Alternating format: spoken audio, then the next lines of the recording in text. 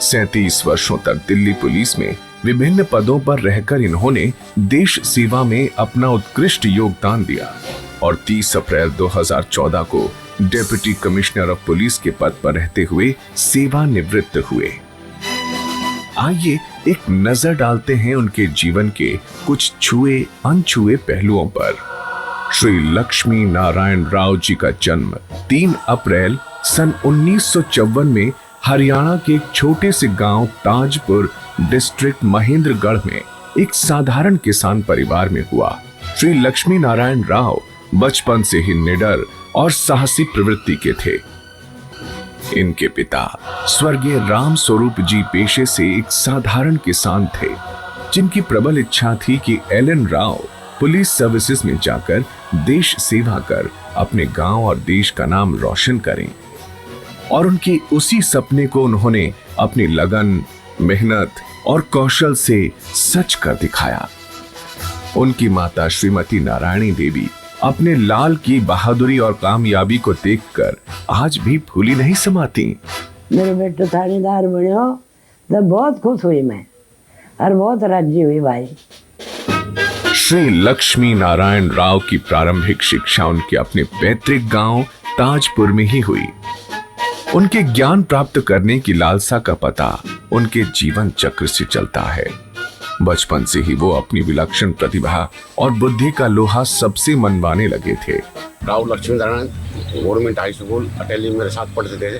हमारे गांव के 2-3 लड़के ऐसे थे जो महीने में फीस नहीं दे पाते थे और तकरीबन सरकारी फीस राव साहब भरते थे। इनका व्यवहार बहुत मिलनसार, बहुत ही अच्छा था। बाकी मेरे दृष्टिकोण से, हमारे गांव के दृष्टिकोण से शायद हमारे डिस्ट्रिक्ट में इतना ऑनेस्ट और होनहार आदमी नहीं होगा। 6 जून 1973 को एलन राव परिणय सूत्र में बंध गए और शकुंतला देवी के रूप में इनके जीवन में लक्ष्मी का आगमन हुआ। शकुंतला देवी से लक्ष्मी नारायण राव को 3 संतान हुई, जिसमें 1 पुत्र और 2 पुत्रियां हैं। और इनके मार्गदर्शन पर चलते हुए तीनों संतानें उच्च शिक्षा हासिल कर आज अपना वैवाहिक जीवन सफल और सुखमय गुजार रही हैं। विवाह के बाद भी श्री एलन राव ने शिक्षा प्राप्त करने की राह में अपने वैवाहिक जीवन को कभी भी आड़े नहीं आने दिया। सन 1974 में बीए ऑनर्स ज्योग्राफी में करने के बाद इन्होंने सन 1976 में एमए इकोनॉमिक्स में किया और इसी वर्ष इन्होंने लगातार एक साथ 2 और परीक्षाएं भी पास की, जिसमें पहली बैंक में प्रोबेशनरी ऑफिसर और दूसरी दिल्ली पुलिस में सब इंस्पेक्टर की थी। लेकिन एक विवाद के चलते दिल्ली पुलिस की परीक्षा को रद्द कर दिया गया। तब उन्होंने इंडियन बैंक की रोहतक ब्रांच में प्रोबेशनरी ऑफिसर के रूप में अपने जीवन के पहले कार्यकाल की शुरुआत की। लेकिन अर्जुन की आंख की तरह श्री एलन राव का मकसद तो दिल्ली पुलिस में भर्ती होकर अपने पिताजी के सपने को पूरा करने का था। कहते हैं कि जहां चाह वहां राह। कुदरत ने उनके इस इरादे को एक बार फिर से साकार करने का मौका दिया और प्रतिभा के धनी एलन राव ने सन 1977 में एक बार फिर से दिल्ली पुलिस में सब इंस्पेक्टर के पद की परीक्षा को पास किया। ट्रेनिंग के दौरान मिलने वाले 5 अवार्ड्स में से 2 अवार्ड जीतकर अपने सीनियर अधिकारियों का ध्यान अपनी तरफ खींचा। 124 लोगों के बैच में हीरे की तरह चमकने वाले एलन राव की पहली पोस्टिंग सन 1979 में कालकाजी पुलिस स्टेशन में बतौर सब इंस्पेक्टर हुई। उसके बाद उनकी दूसरी पोस्टिंग पुलिस कंट्रोल रूम में हुई, जहां वो 2 वर्षों तक तैनात रहे। सन 1981 से लेकर सन 1988 तक वो पुलिस स्टेशन वसंत विहार, बदरपुर और special staff south district Lajpat Nagar में रहे। एलन राव अपने पद और कर्तव्य के प्रति हमेशा पूरी तरह समर्पित रहे। सन 80 से 90 तक का दशक एक ऐसा दौर था जब नशे का काला कारोबार अपनी चरम सीमा पर था। ड्रग्स माफियाओं पर लगाम कसना एलन राव के लिए एक बहुत बड़ी चुनौती थी, जिसके लिए उन्होंने अपनी सूझबूझ से रणनीति बनाते हुए अपने मिशन को अंजाम दिया। उस दशक में सबसे ज्यादा ड्रग्स पकड़कर श्री राव ने एक नया कीर्तिमान स्थापित किया, जिसके लिए उन्हें तत्कालीन finance minister doctor Manmohan Singh और डीजी नारकोटिक्स द्वारा कैश और अन्य अवार्ड से भी प्रोत्साहित किया गया। उनके अनुभव और काम के प्रति लगन को देखकर उन्हें विशेष रूप से स्पेशल सेल में भेजा गया। वो एक ऐसा दौर था जब पंजाब पूरी तरह से आतंकवाद की लपेट में था। 5 सितंबर 1988 को दिल्ली पुलिस की एक टीम को उग्रवादियों की तलाश के लिए पंजाब भेजा गया। श्री राव भी इस टीम का हिस्सा थे और इसी ऑपरेशन के दौरान आतंकवादियों ने इन्हें घेर लिया और इन पर जानलेवा हमला करते हुए फायरिंग कर दी। जवाबी फायरिंग करते हुए श्री राव ने कुख्यात आतंकवादी को पकड़कर उसे पंजाब पुलिस के हवाले कर दिया। इस बहादुरी के लिए उन्हें राष्ट्रपति द्वारा गैलेंट्री अवार्ड से भी सम्मानित किया गया। साथ ही साथ आउट ऑफ टर्न प्रमोशन देकर उन्हें इंस्पेक्टर के पद पर पदोन्नत किया गया। इसी दौरान उन्होंने अपने कानून की पढ़ाई पूरी कर दिल्ली यूनिवर्सिटी से LLB की डिग्री भी हासिल कर ली। सन 1990 में थाना अध्यक्ष पद की जिम्मेदारी देते हुए उन्हें थाना अशोक विहार भेजा गया, जहां वो सन 1993 तक रहे। वहां रहकर उन्होंने अशोक विहार की जनता का दिल इस कदर जीता कि आज भी स्थानीय निवासी उनको याद कर गदगद हो उठते हैं। इनको यहाँ से गए हुए रफली मतलब 20-22 साल हो गए अशोक विहार से गए हुए, लेकिन आज भी अशोक विहार की पब्लिक इनको याद करती है और अशोक विहार में कोई भी फंक्शन हो, कोई भी हो, ही इज ऑलवेज देयर। 1991 में एक बार फिर राजधानी दिल्ली सीरियल ब्लास्ट जैसे आतंकी हमलों से दहल उठी।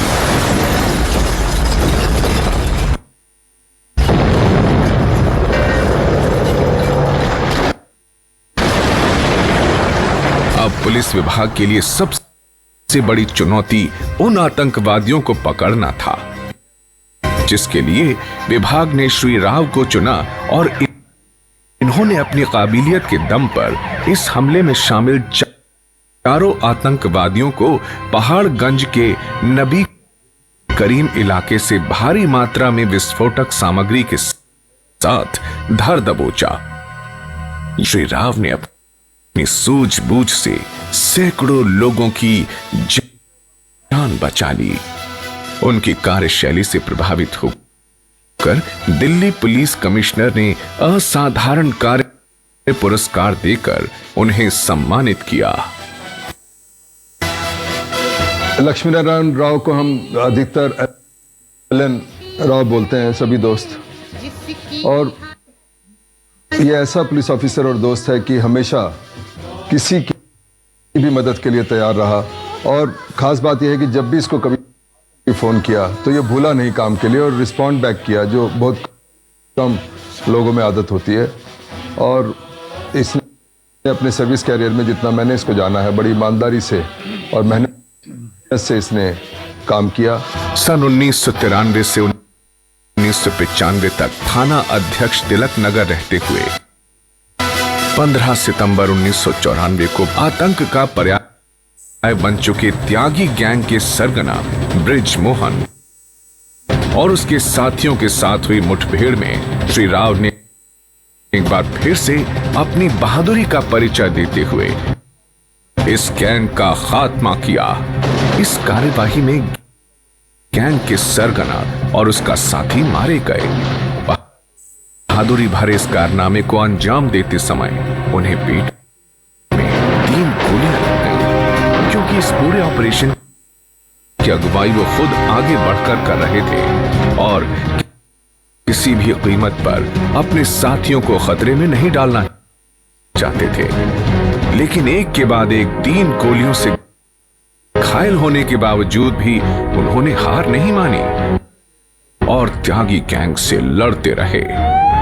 गंभीर घायल अवस्था में उन्हें अस्पताल रेफर किया गया, जहां वो पूरे 15 दिन तक आईसीयू में जिंदगी और मौत से जंग लड़ते रहे। परिवार और दोस्तों में दुआओं का दौर जारी था। हर भारतवासी अपने इस लाडले बहादुर एलन राव के लिए दुआएं कर रहा था। दुआएं असर लाईं और मौत को मात देकर 15 दिन बाद उन्होंने सकुशल आंखें खोली। तब से लेकर आज तक एलन राव 15 सितंबर को अपना 2nd बर्थडे मनाते हैं। यह हादसा उनके जुर्म से लड़ने के इरादों को और भी मजबूत कर गया। इस बहादुरी भरे कारनामे के बाद मीडिया, आम जनता और पुलिस विभाग में एलन राव के ही चर्चे थे और उनके इस उल्लेखनीय कारनामे के लिए उन्हें एसीपी के लिए रेकमेंड कर आउट ऑफ टर्न प्रमोशन दिया गया और साथ ही साथ उन्हें प्रेसिडेंट ऑफ इंडिया द्वारा गैलेंट्री अवार्ड से सम्मानित भी किया गया। मैं बहुत क्लोजली सुपरवाइज कर रहा था और वायरलेस पे खबर आई कि लक्ष्मी नारायण को गोली लग गई है। यकीन मानिएगा, मुझे लगा था कि भगवान, इससे बढ़िया था कि मुझे कुछ हो जाता, क्योंकि मैं इसकी पत्नी को अब क्या जवाब दूंगा। लेकिन यह घटना बहुत ही, अभी भी सोचता हूं तो मैं अंदर से कांप उठता हूं। 14 फरवरी सन 1995 को इनकी पहली पोस्टिंग एसीपी के रूप में PG cell west district Rajouri garden में हुई। इस पद पर रहते हुए उन्होंने न केवल एक से बढ़कर एक बहादुरी भरे कारनामों को अंजाम दिया, बल्कि अक्सर अपने साथियों में भी देश की खातिर कुछ कर गुजरने का जज्बा भी भरते रहे। एसीपी बनते ही फरवरी में ही इनकी मुठभेड़ मशहूर बदमाश राजबीर रमाला और उसके साथियों से हुई और इस मुठभेड़ में अपने ऊपर हुए हमले में जवाबी कार्यवाही करते हुए एक बार फिर इतिहास रच दिया और राजबीर रमाला और उसके साथी से लोहा लेते हुए जनता को उनके आतंक से मुक्त कराया।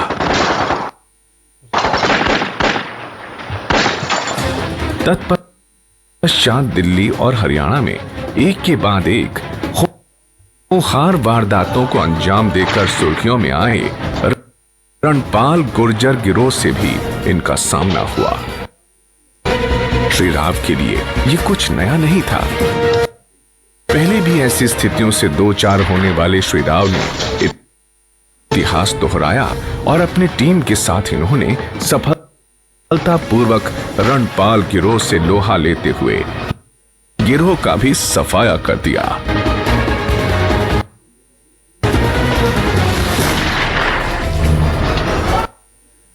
जुलाई 1997 से मई 2003 तक ACP special cell Lodhi road रहे और इसी बीच वर्ष 2000 के गणतंत्र दिवस पर विशिष्ट सेवाओं के लिए इन्हें राष्ट्रपति के पुलिस पदक से नवाजा गया।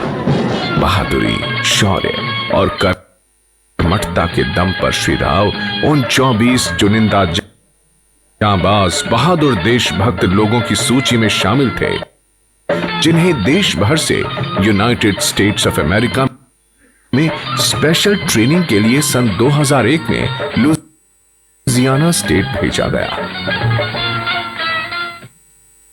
If the destiny is with you, you will always be blessed with the association and company of the good people in life. Lakshmi Narayan is the blessing to have in our association, in our company since long.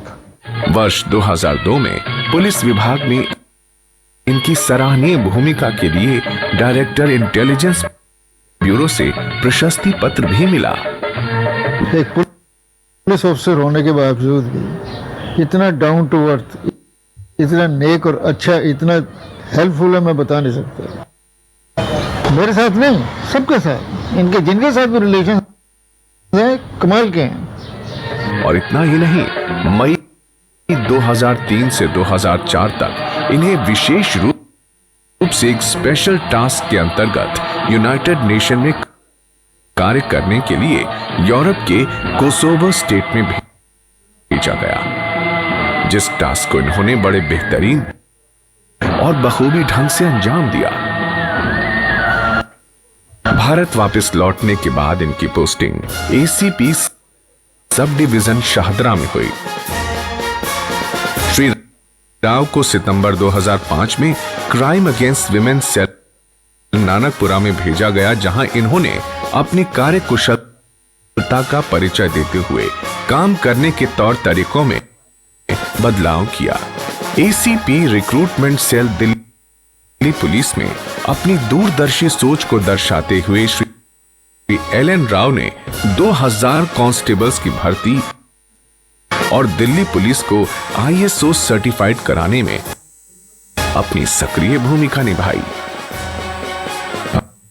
अक्टूबर 2006 से 2007 तक ACP traffic रहकर इन्होंने traffic की समस्याओं को करीब से देखा और यथासंभव सुधार किए। एक ओर जहां इनके कंधों पर ट्रैफिक व्यवस्था की जिम्मेदारी थी, वहीं दूसरी ओर जब साइबर क्राइम अपना फन फैला रहा था, तो दूरदर्शी सोच के स्वामी श्री राव ने इस समस्या की गहराई को समझा और भविष्य में साइबर क्राइम से निपटने के लिए इंडियन लॉ इंस्टीट्यूट नई दिल्ली से साइबर लॉ में पोस्ट ग्रेजुएशन किया।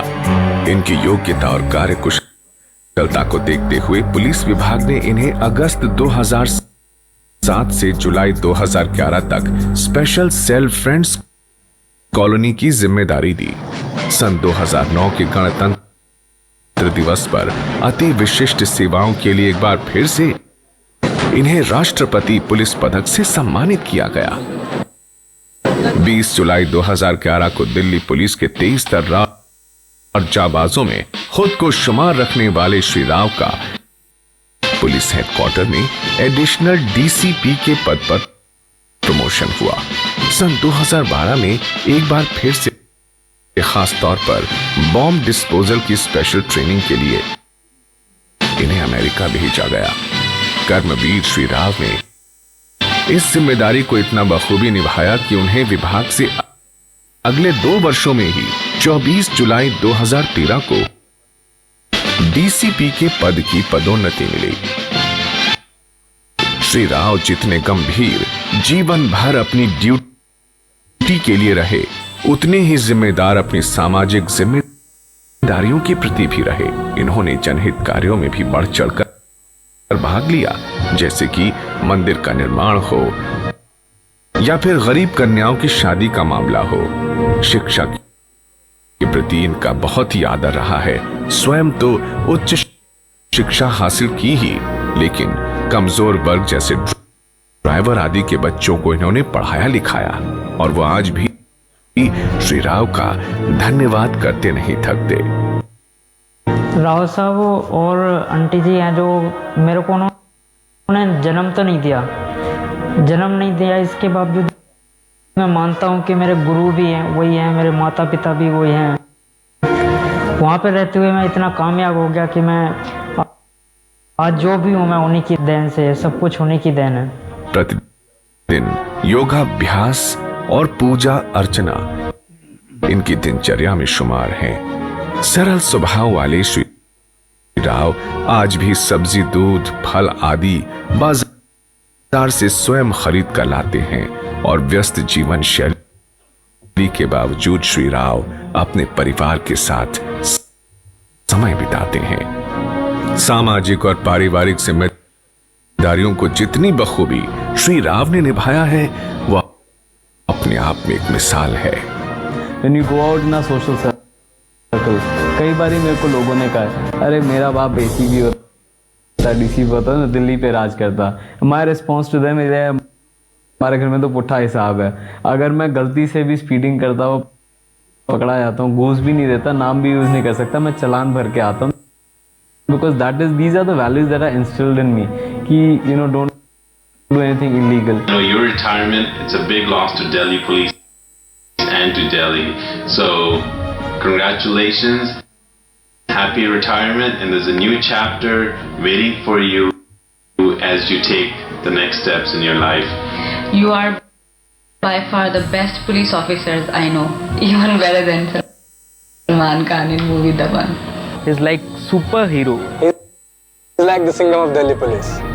Tauji, you are the real inspiration for our whole family. My Tauji is very cheerful person. He remains cool in difficult situations.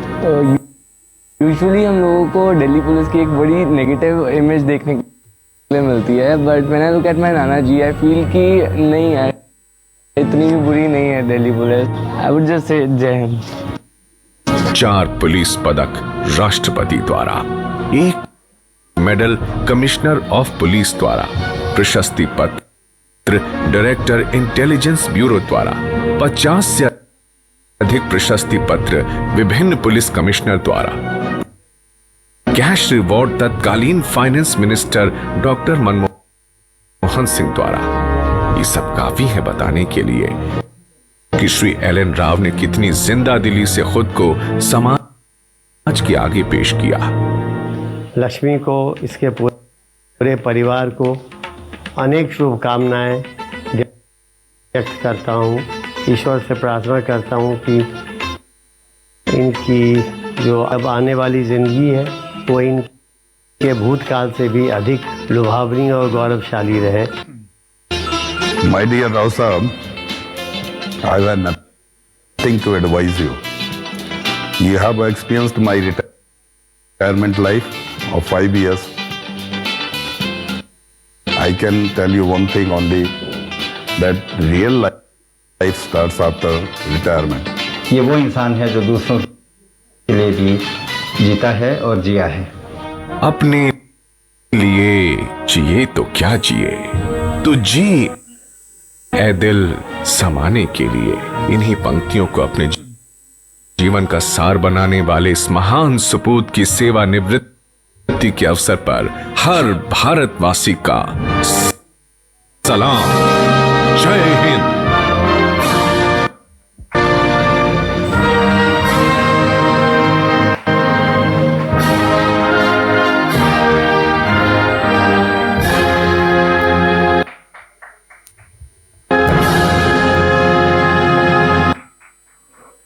उपलब्धियां, पुरस्कार और इतनी सफलताएं अर्जित की इन्होंने। और एक ही बात कहना चाहूँगा कि अगर नापना चाहते हो लक्ष्मी नारायण की उड़ान को, तो और भी ऊंचा करना पड़ेगा आसमान को। तो आइए अब हम कार्यक्रम को विधिवत आरंभ करते हैं और उसके लिए सर्वप्रथम निवेदन करेंगे हमारे आज के विशिष्ट अतिथिगण से कि वो कृपया मंच पर आएं और अपना स्थान ग्रहण करें। आदरणीय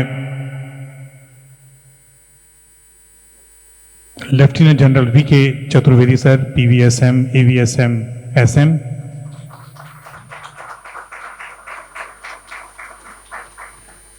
justice SN. Dhingra sir,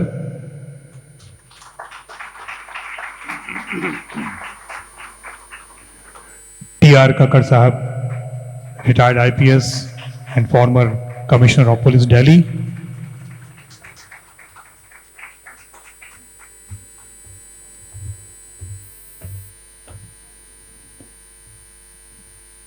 Shri Deepak Mishra, retired IPS and Special DG CRPF रहे हैं वो, और लक्ष्मी नारायण के जीवन में बहुत बड़ी योगदान है दीपक भाई जी का। Shri Sunil Yadav, former member, Income Tax Appellate Tribunal. Dr. A.K. Mongia, former Senior Surgeon, Deen Dayal Upadhyay Hospital. Shri Lakshmi Narayan Rao, the star of the evening. Shri Sanjeev Chauhan, who is the co-author of this book, Daroga se DCP.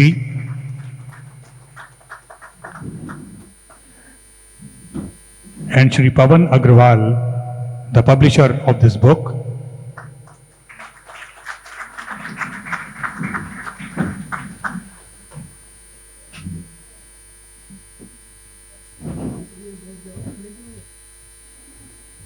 जो लोग खड़े हैं कृपया बैठ जाएं और जो लोग बैठे हैं बैठे रहें।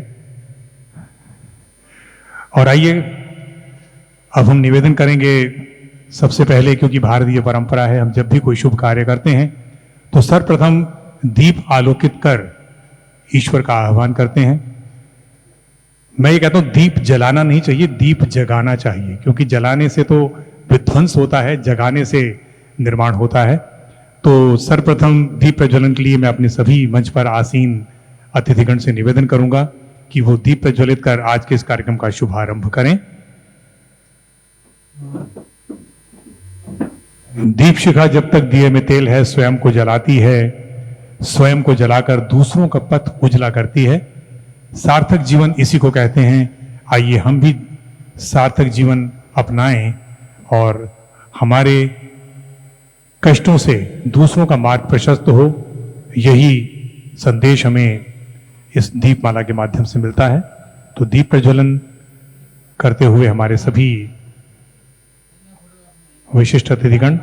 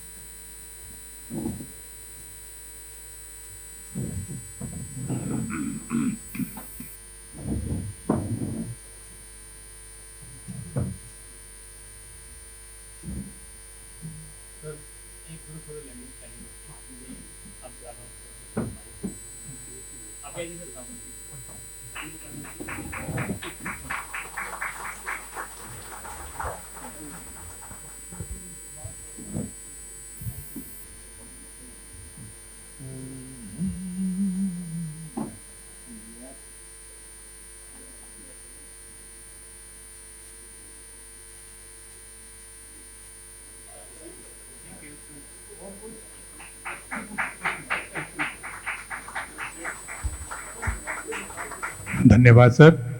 और अब इसके बाद शारदा देवी संस्कृत विद्यापीठ के ये बच्चे आपके बीच सरस्वती वंदना प्रस्तुत करेंगे। और सरस्वती माँ के लिए, क्योंकि कला की देवी है, विद्या की देवी है, और जो पुस्तक जो विमोचन की जाएगी वो एक तरह से देखा जाए तो माँ सरस्वती का आशीर्वाद है। और हम इतना ही कहेंगे, सरस्वती महाभागे विद्या कमल लोचने विश्वरूपी विशालाक्षी विद्याम देहि नमस्तुते।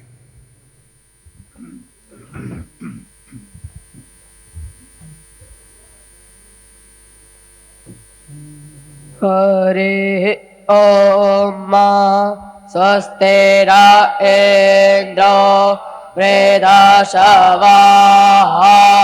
स्वस्तिनः पूषा विश्ववेदाः स्वस्तिरस्तारक्षो अरिष्टारिर्भिः स्वस्तिरो बृहस्पतिर्दधातु एकादशवा मरुतः कृष्णदेवतारः शोभाञ्जावानो वेदाते खोजगमायाः अगनिर्जिह्वा मानवाः सूर्यरक्षसो विश्वेनो देवा अवसागमनेहा भद्राकाणे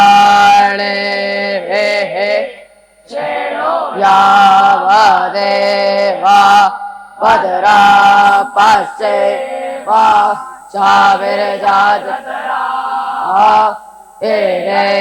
राज गए उष्टो दिव्यासे बाहे देवाहे ता जदायो हो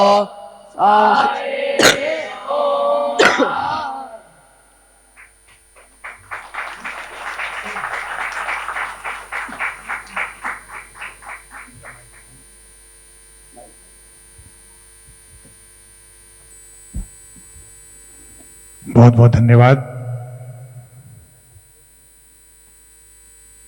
और अब हम विधिवत अपने सभी सम्मानित अतिथिगण का मंच पर स्वागत करने जा रहे हैं और उसके लिए मैं सबसे पहले Shri MS Rana DIG CRSF से निवेदन करूंगा कि वो आए और lieutenant general VK Chaturvedi sir को ये स्मृति चिन्ह भेंट करके उन्हें वो लम्हे यादगार के तौर पर दें जो हमारे साथ वो समय बिता रहे हैं। DIG CISF Shri MS Rana.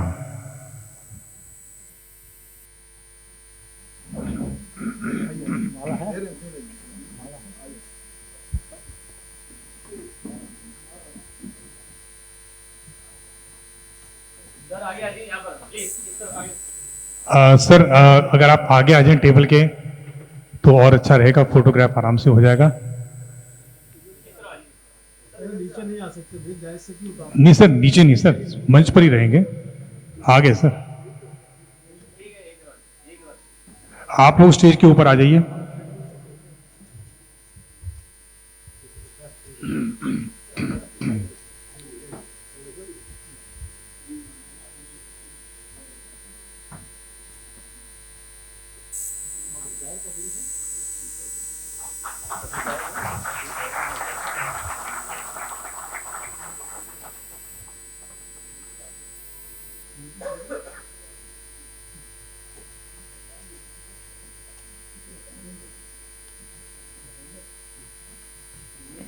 Shri SN Dhingra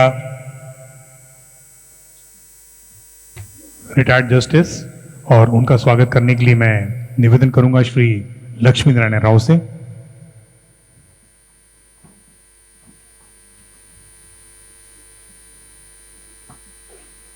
तालियों के लिए शुक्रिया।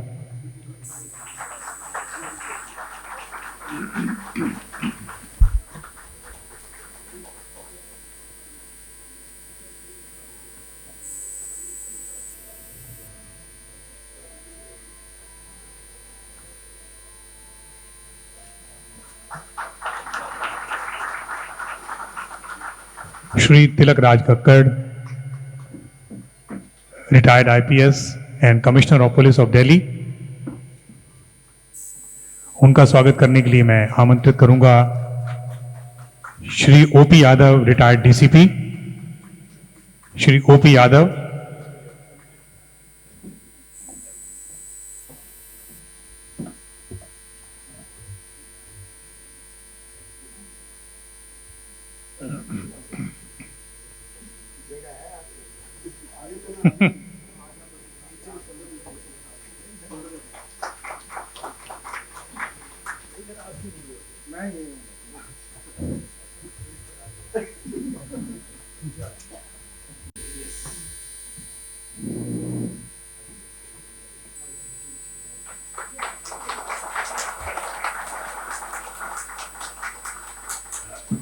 Shri Deepak Mishra, retired special DG central reserve police force, और उनका स्वागत करने के लिए Shri Vijay Malik, retired DCP।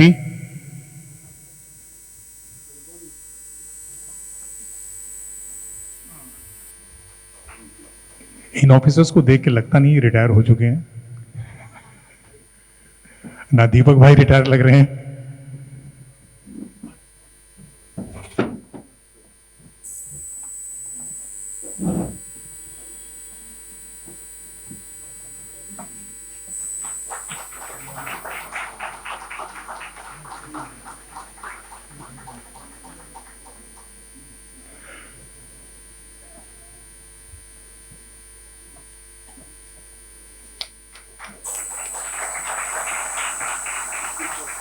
Mister justice Sunil Yadav, farmer member ITAT, और उनका स्वागत करने के लिए मैं आमंत्रित करूंगा Chaudhary Shyam Singh ji, retired DCP।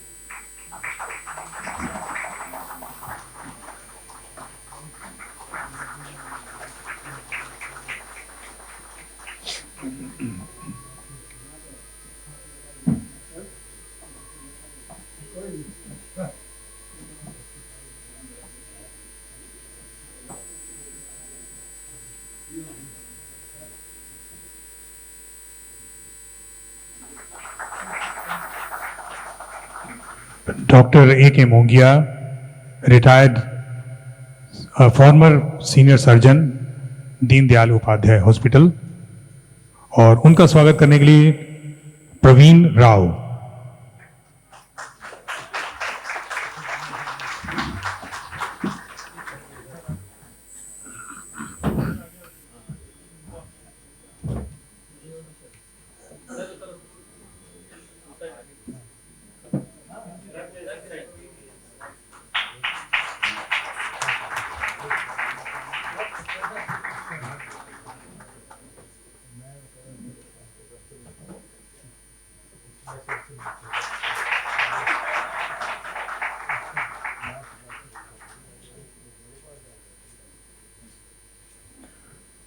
Shri Sanjeev Chauhan, co-author, and I request Shri Ved Bhushan, retired ACP, to please come and honor.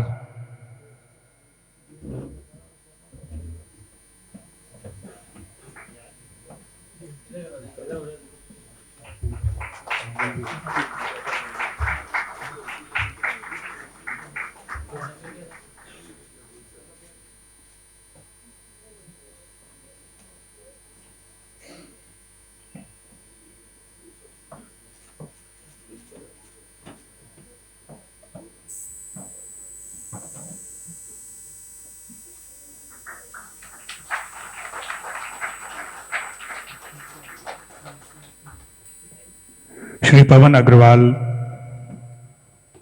जो कि पब्लिशर हैं इस किताब के, उनका स्वागत करने के लिए मैं निवेदन करूंगा श्री रणधीर सिंह, रिटायर्ड DCP। श्री रणधीर सिंह।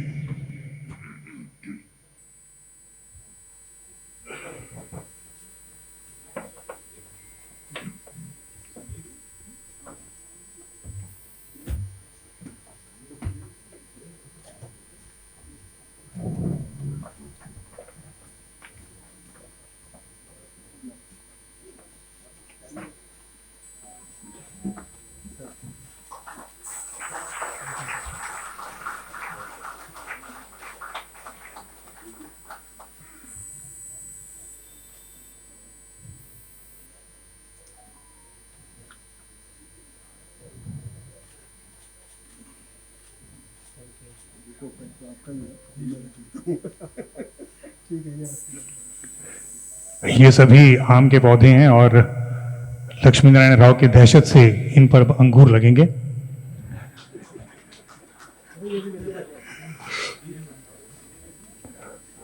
तो आइए विधिवत हम कार्यक्रम को आरंभ करते हैं। पुलिस शब्द की उत्पत्ति या पुलिस शब्द जो है वो कहां से अर्जित किया गया, अगर आप लोग जानते हो।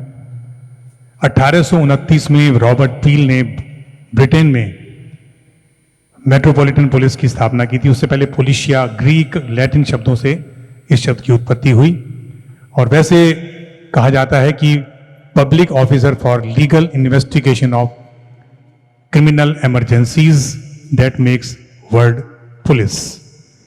तो आइए अब हम कार्यक्रम को आरंभ करते हैं, क्योंकि इस पुस्तक का विमोचन हुआ है। सबसे पहले हम हमारे इस पुस्तक के प्रकाशक श्री पवन अग्रवाल जी से निवेदन करेंगे कि वो विधिवत आप सबका स्वागत करें। तालियों से स्वागत कीजिएगा पवन अग्रवाल जी। धन्यवाद बाबा जी। मंचस्थ सभी विशिष्ट अतिथिगण को मेरा सादर प्रणाम, जय हिंद। और सभागार में बैठे सभी पुस्तक प्रेमियों से, आप लोगों को पुस्तक प्रेमी इसलिए बोल रहा हूँ क्योंकि आजकल पुस्तकों के विमोचन में लोग गिने चुने ही आते हैं। यहाँ तो पूरा हॉल भरा हुआ है और मैं समझता हूँ कि इसका सारा श्रेय अपने एलन राव जी की जो सादगी है, सरलता है, ये सारा श्रेय उसका है कि उनके एक फ़ोन पर एक बार कहने पर आप सभी लोग इस विमोचन कार्यक्रम के लिए एकत्रित हुए। तो मैं आप सभी का प्रभात प्रकाशन की ओर से स्वागत करता हूँ। प्रभात प्रकाशन लगभग पिछले 65 वर्षों से हिंदी पुस्तकों का प्रकाशन करता आ रहा है, जिसमें अपने पूर्व राष्ट्रपति कलाम साहब की पुस्तकें, अटल जी की, आडवाणी जी की पुस्तकें प्रमुख हैं। हम लोग आजकल लगभग 3 नई पुस्तकें प्रकाशित कर रहे हैं। हमारा टारगेट है कि हम प्रतिदिन 5 नई पुस्तकें प्रकाशित कर पाएँ। 1958 में प्रभात प्रकाशन के संस्थापक हमारे पूज्य पिताजी श्री श्याम सुंदर जी ने एक ध्येय के साथ प्रभात प्रकाशन का संस्थापन किया था कि कम से कम मूल्यों में अच्छे से अच्छा साहित्य लोगों को मिल सके। और हमें आज ये कहते हुए हर्ष का विषय है कि उनकी संतानों ने, यानी मैंने और मेरे दोनों ब्रदर्स ने मिलकर के उनकी उस लीगेसी को आगे बढ़ाया है। और हमारा प्रयास यही रहता है कि गुणवत्ता के दृष्टिकोण से, टेक्स्ट के दृष्टिकोण से, प्रेजेंटेशन के दृष्टिकोण से पुस्तकें बहुत ही अच्छी तरीके से तैयार की जाएं। राव साहब से जब मैं पहली बार मिला तो मुझे बड़ा आश्चर्य हुआ कि दिल्ली पुलिस से एज ए डीसीपी रिटायर होने के बाद इतना सरल व्यक्ति कैसे हो सकता है। डीसीपी नाम से घबराहट होती है, यहाँ तो एसएचओ के नाम से घबराहट होती है राव साहब, कि एसएचओ साहब सामने हो तो अपनी घिग्गी बन जाती है। और यहाँ तो डीसीपी साहब बैठे थे और इतनी मधुर मुस्कान जो इनकी है और जो मृदु स्वभाव है राव साहब का, ये मैच नहीं करता पुलिस की नौकरी के साथ। कैसे ये रहे पुलिस में इतने वर्ष, और इनका जो योगदान है अभी वीडियो में तो मैंने देखा ही, बाकी इनके बारे में थोड़ा बहुत जानकारी की। तो प्रभात प्रकाशन के लिए ये हर्ष का विषय है कि राव साहब जैसे पुलिस अधिकारी जो कि एक दारोगा से उठ कर के और डीसीपी के लेवल तक पहुँचे, तो जनमानस को ये मालूम होना चाहिए कि इतने छोटे कद से कोई व्यक्ति इतना बड़ा कैसे बन सकता है, क्या क्या स्ट्रगल उन्होंने झेली होंगी, कौन कौन से झंझावात उन्होंने झेले होंगे। और मैं समझता हूं कि आने वाली पीढ़ी के लिए और ख़ासकर दिल्ली पुलिस में जो नए कर्मी आ रहे हैं उनके लिए इनकी जीवनी एक रेफरेंस मटेरियल के रूप में देखी जानी चाहिए। तो मैं अधिक समय नहीं लूँगा। राव साहब के लिए मेरी धर्मपत्नी उर्वशी अग्रवाल जी ने 2 पंक्तियाँ भेजी हैं जो मैं चाह रहा हूँ कि राव साहब की सेवा में उनके माध्यम से प्रस्तुत कर दूँ। अपनी मेहनत के दम पर एक शिखर चढ़ाई पूरी की है, खुद नारायण हैं और लेकिन मिली कृपा लक्ष्मी की भी है। संघर्षों की आत्मकथा है, अब हम सबसे बांट रहे, बचपन के वो लच्छू अब तो दारोगा से डीसीपी है। तो आपका बहुत बहुत धन्यवाद, बहुत बहुत आभार इस कार्यक्रम में आने के लिए। जय हिंद।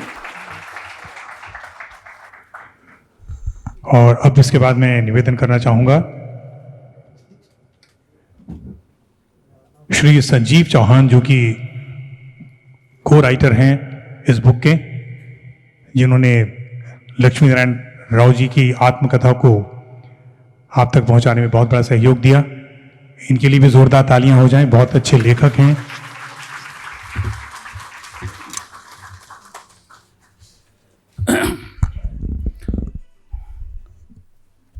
पहले तो इस समारोह में सभी लोग जो आए हुए हैं उनके लिए 2 लाइनें ये कहूँगा कि गुरु गोविंद दो खड़े काके लागों पाए, बलिहारी आपने गुरु गोविंद दियो बताए। यहाँ सब बुद्धिजीवी हैं, सब अपने अपने में काबिल हैं। किताब हमने आत्मकथा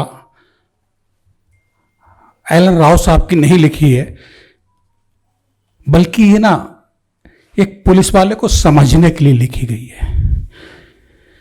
देश में कहीं निकल जाइए भारत में, पुलिस, पत्रकार, वकील, जुडिशरी, यही सबसे खतरनाक कहलाते हैं।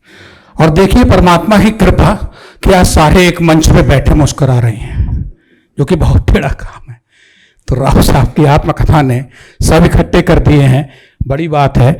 और यहाँ बोलने के लिए तो बहुत हमारे वरिष्ठ हैं सब, मैं सबसे छोटा हूँ। राव साहब की आत्मकथा लिखने के दौरान मैंने सीखा बहुत कुछ है। अगर ये मौका मुझे नहीं देते तो, हालांकि राव साहब को सेट करने के लिए मुझे यहाँ तक कहना पड़ा कि आप मेरे दादा हो और मैं आपका पोता हूँ, मुझे कहानी सुनाओ। तो कुल मिला के राव साहब ने कृपा की। और इस किताब को इसलिए नहीं कि मैंने लिखी और राव साहब की है, इस किताब को सब पढ़ें, सबके मतलब की है। ये सिर्फ पढ़ने के इसलिए नहीं कह रहा कि डाउनलोड करिए और पैसा आएगा प्रभात प्रकाशन को। प्रभात प्रकाशन बहुत धन्ना सेठ है पहले से, इनकी कोई कमी नहीं। लेकिन फिर भी अगर इस किताब को पढ़ेंगे तो एक जो पुलिस की छवि है ना, वो बदलेगी। वरना 1990 से 2025 तक, ये किताब लिखने से पहले तक, मेरा खुद का अपना आंकड़ा पुलिस से 36 का रहा है। और यहां बहुत लोग इसके गवाह हैं। मैं खुद ही पुलिस को कहता था गलत, ऐसा नहीं है। और जहां तक सवाल की किताब अभी कहा था कि बुक लॉन्च में किसी का इंटरेस्ट नहीं होता है, सच में आज यहाँ पे छोटा है मेरे से बड़ा है जो भी है, मैं कम से कम सबके लिए शुक्रिया व्यक्तिगत रूप से इसलिए कहूँगा कि वाकई में बुक लॉन्च में आना अपने आप में, ग्रेटर नोएडा से एयर वाइस मार्शल रिटायर्ड हमारे अनिल तिवारी साहब, मतलब जिसको भी कहा, एहसन धिंगरा साहब से बात हुई, बोले हम आएंगे, पढ़ेंगे, देखेंगे, मिलेंगे। कुल मिला के प्रेम की गली में सब शराब लेकर आए थे, हम बहुत खराब थे और इसलिए किताब लेके आए थे। और जहां तक अपनी बात है कि जरूरतमंद को अपनी चौखट पर जलील मत कीजिए, क्योंकि ऊपर वाला कटोरा बदलने में देर नहीं करता है। राव साहब इसकी मिसाल है। एक थानेदार, एक वो बच्चा जो गांव के खेतों से निकल के दिल्ली में पहुंचता है, किताब में पढ़ लेना आसान है, लेकिन जिसने भोगा है उससे पूछिए कि क्या है। सबको अपनी अपनी अच्छी लगती है, दूसरे की भी पढ़ा करो। और जहाँ तक बात है कि एक राव साहब के बारे में, पूरी पुलिस के बारे में बहुत लोग हैं, सबको मैं देख रहा हूँ, बहुत लोग अच्छा लग रहा है कि मर्यादा लांघ कर चर्चित हो जाना कोई बड़ी बात नहीं। सुकून तो तब है जब संस्कारों की सीमा में रहकर दिलों में जगह बनाई जाए। एलन राव, कोई यहाँ ये नहीं कह सकता एलन राव को जानने वाला कि मैं कुछ गलत कह रहा हूँ। अब बात आती है कि एलन राव और मेरे बीच का क्या संबंध है। जब तक एलन राव साहब दिल्ली पुलिस में नौकरी करते रहे, मेरी इनकी कोई दोस्ती नहीं थी, क्योंकि मैं इनके लिए पत्रकार और ये मुझे पुलिस वाले थे। मगर अब फिर वही कि चूम रहा है उसके डाले हुए दाने, चुगने की जगह ये कबूतर भी देखना मोहब्बत में मरेगा एक दिन। ये किताब इसी तरीके से लिखी जा सकी है। अगर इतना प्यार नहीं देते, मैंने इनसे वो बातें पूछी हैं कि शायद इनके परिवार में वो बातें नहीं पता हैं। और आप जो पढ़ेंगे, और अभी भी मेरे ख्याल से फैमिली में वो बातें नहीं पता है जो आप लोग पढ़ेंगे इसमें। बाकी कुछ कहना, टाइम को ख़राब करना है, मेहमान बहुत हैं। किताब पढ़िए, इसलिए नहीं कि राव साहब की किताब है और मेरी है। आप ये देखिए क्या इस किताब में कुछ नया है। पुलिस, मीडिया, जुडिशरी, सबका सामंजस्य, लेकिन लिखा इतना कड़वा है कि शायद कुछ लोग राव के बारे में गलत भी सोच सकते हैं। और मैं 35 साल एलन राव को साउथ इंडियन समझता रहा था। राव से इस किताब में ही खुला है, उसका भी राज किए, राव क्या रगड़ा है, तो पता लगा भाई ये तो बिल्कुल देसी आदमी निकला। और आप उसको पढ़ेंगे, मजा आएगा, मैं नहीं खोल रहा हूं। दूसरे, इस किताब की जो भूमिका शुरू हुई थी वो 1.5-2 साल पहले कोरोना में, जब सब बेरोजगार थे, किसी के पास कोई काम नहीं था रोने धोने और दवाई और वो काढ़ा पीने के, तब मैंने कहा कुछ लिख दो, खाली पड़े हो। बोले मैं किताब नहीं लिख सकता, बहुत कुछ उगलना पड़ता है। इन्होंने सब उगला है, इनकी किताब सामने है। धन्यवाद।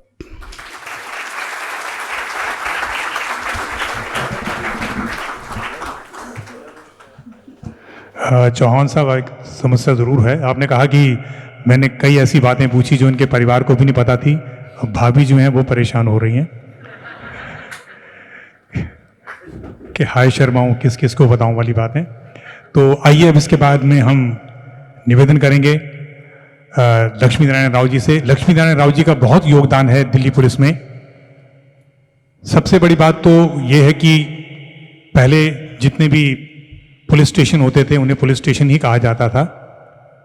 इनकी आदत थी कि जब भी किसी अपराधी को पकड़ते थे या पीटते थे या कुछ भी उसको समझाने की कोशिश करते थे तो उसको पूछते थे तो इस वारदात में था?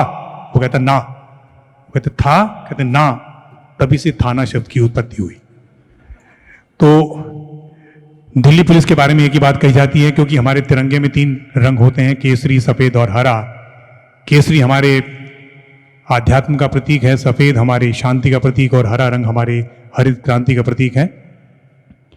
पुलिस के ध्वज में लाल और नीला 2 रंग होते हैं। अब इसकी परिभाषा मुझे नहीं समझ आती कि क्या सोचकर ये 2 रंग रखे गए होंगे। फिर मेरे जहन में एक बात आई, एक बार पुलिस ट्रेनिंग कॉलेज में पासिंग आउट परेड के टाइम पर मैंने बात बोली थी। अजय राज शर्मा जी तब सीपी थे, तो मैंने बताया था कि लाल रंग रक्त का प्रतीक है और नीला रंग विष का प्रतीक है। तो पुलिस अपने रक्त से अपराध रूपी विष को धो डालती है। तो अजय राज शर्मा जी ने मुझे बोला कि आज तुम कुछ मजाक की बातें नहीं कर रहे, तो मैंने उनको बोला सर इसका दूसरा अर्थ भी है कि पुलिस वाले को गुस्से में लाल मत करो वरना मार मार के नीला कर देगा। तो आइए हम लक्ष्मी नारायण राव जी से निवेदन करते हैं कि वो आएं और अपना संबोधन करें, आप सबका आभार भी प्रकट करें। वैसे विधिवत आभार आपका बाद में प्रकट किया जाएगा। फिलहाल आइए मिलते हैं लक्ष्मी नारायण राव। Thank you.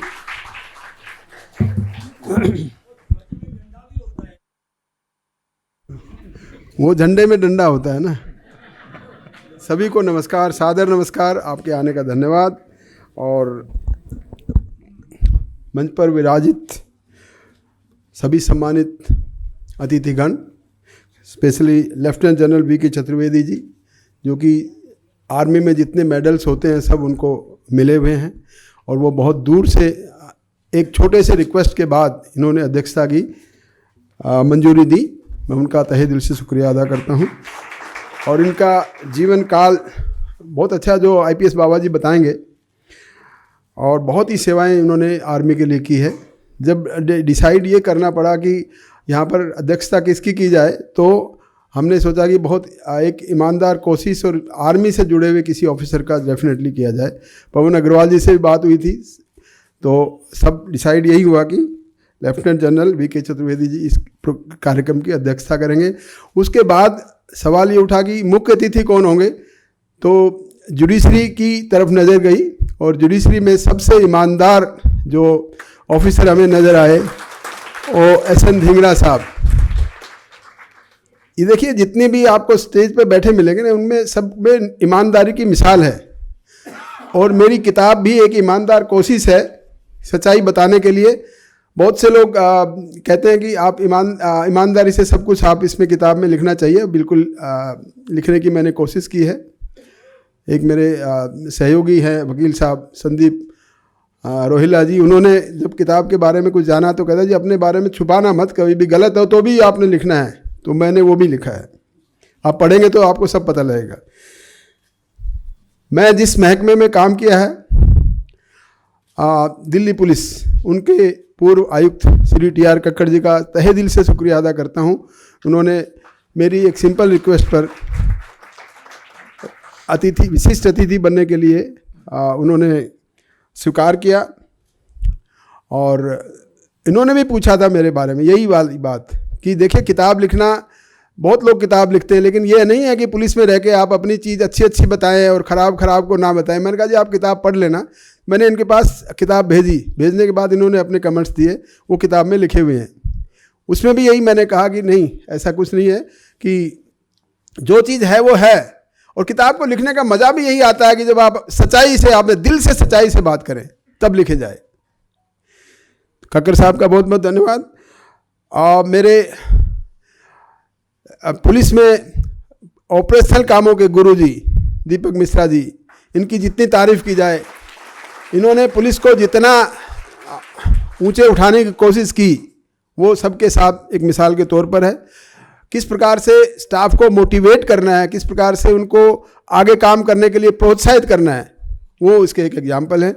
वो ऐसे दीपक मिश्रा जी, और ख़ास तौर से डॉक्यूमेंट्री में भी आपने देखा होगा उनके क्या कमेंट्स थे जब मेरे को गोली लगी थी तब। वास्तव में ही वो और विजय मलिक साहब जब एसीपी थे वहाँ के राजौरी गार्डन के तब तिलक नगर के, तो उन वास्तव में जब गोली लगी थी तो वो रोना सा आ गया था कि अब क्या होगा, क्योंकि किसी को कुछ नहीं पता था क्या हो जाएगा। दिल से इतने नीचे से गोली पार हुई तो कुछ भी हो सकता था। बट एनीवे, आप सब लोगों की दुआ से, मेरे सभी सीनियर अफसर जो स्टेज पर बैठे उन सब की आशीर्वाद से जिंदा रहा, तो फिर मैंने आगे बढ़ के काम किया, और उसका काम के बारे में फिर मैंने अपने 36 साल की जो नौकरी का एक्सपीरियंस है वो मैंने डालने की कोशिश की है। तो मिश्रा जी का भी बहुत बहुत धन्यवाद। सुनील यादव साहब, फॉर्मर जज ITAT, income tax appellate tribunal के जज साहब रहे हैं। वो अपने आप में अपनी मिसाल है, जो कि किस प्रकार से उन्होंने भी वकील से होकर एक जज के तक वहाँ पर पहुँचे हैं, तो इनका भी मैं बहुत स्वागत करता हूँ। डॉक्टर मुंगिया साहब एक स्पेशल अपीयरेंस में हैं यहाँ पर। उनको इसलिए याद किया गया, 1994 में जब मुझे गोली लगी थी तो he was the doctor operation DDU hospital में जिन्होंने ऑपरेशन किया था। मुझे बाद में बताया गया कि 2.5 घंटे ऑपरेशन हुआ और मेरे पूरे शरीर को ऐसा करके एकदम खोल दिया गया। पूछे जितना भी जो भी होता है सामान उसकी सबकी रिपेयर की गई, गोलियां जहाँ से गई थी उन सबको सिलाया गया, और उसके बाद फिर वापस इन्होंने जोड़ा। और जब मैं होश में आया 2.5 घंटे बाद, तब उन्होंने कहा कि आपका ओवरहाल कर दिया, जैसे गाड़ी का ओवरहालिंग होता है ना, इंजन ओवरहाल हो गया तो कई साल चलेगा। तो ये उनके अपने वर्ड्स थे, और मैं इनका बहुत तहे दिल से शुक्रिया अदा करता हूँ। जब ये किताब लिखी गई और ये चैप्टर आया तो मुझे ध्यान आया कि मैं मुंगिया साहब को ज़रूर याद करूँ इसमें, और उनसे मैंने बात की, उनको ढूंढा कहाँ गए, तो पता लगा कि देहरादून में अपना ये हॉस्पिटल में वो अपना वो प्रोफेसर डायरेक्टर सब कुछ बहुत बड़े ऊंचे पद पर है। मेरी एक रिक्वेस्ट पे उन्होंने अपनी यहाँ पर आने के लिए मंजूरी दे दी, और उनका मैं तहे दिल से शुक्रिया अदा करता हूँ। वो अपने पुत्र जी के साथ में देहरादून से चलकर आए हैं, बहुत बहुत शुक्रिया। अब मैं संजीव चौहान जी जो अभी आपसे बता के गए हैं, उनकी क्या मैं तारीफ़ करूं। रात में हमारा किताब लिखने का जो सेशन शुरू होता था वो रात में 11 बजे से 1-2 बजे तक, और कई महीने चला। किताब कैसे लिखी जाए, अब ना तो उनके पास टाइम है, ये रहते हैं गाज़ियाबाद, मैं रहता हूँ दिल्ली में, इकट्ठा मिलने का टाइम नहीं है, तो टेलीफोन से बातें होती रहती थी, और वो फिर वहाँ पर अपने टंकन में सब लिखते रहते थे। फिर किताब का एक खाका तैयार हुआ, फिर उसके बाद उसको री-ड्राफ्टिंग किया गया, री-एडिटिंग किया गया, स्पेलिंग चेक्स की गई, कितने बार उसको बदला और कितने बार वो किया।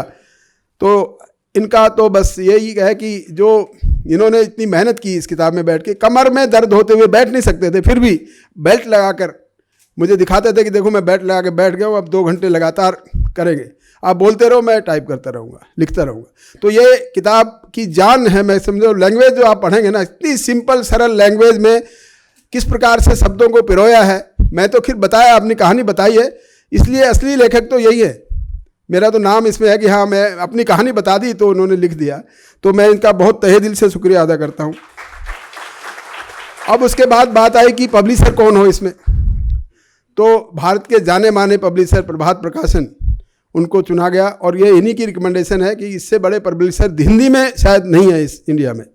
तो मैंने फिर बात की पवन अग्रवाल जी से, इन्होंने सहर्ष इसको स्वीकार किया और पब्लिशिंग के लिए तैयार हुए, और ये किताब पब्लिश होकर अब ये तैयार है। विमोचन इसका होने वाला है, या विमोचन हुआ नहीं है, अभी हो जाएगा, अभी करेंगे बच्चों।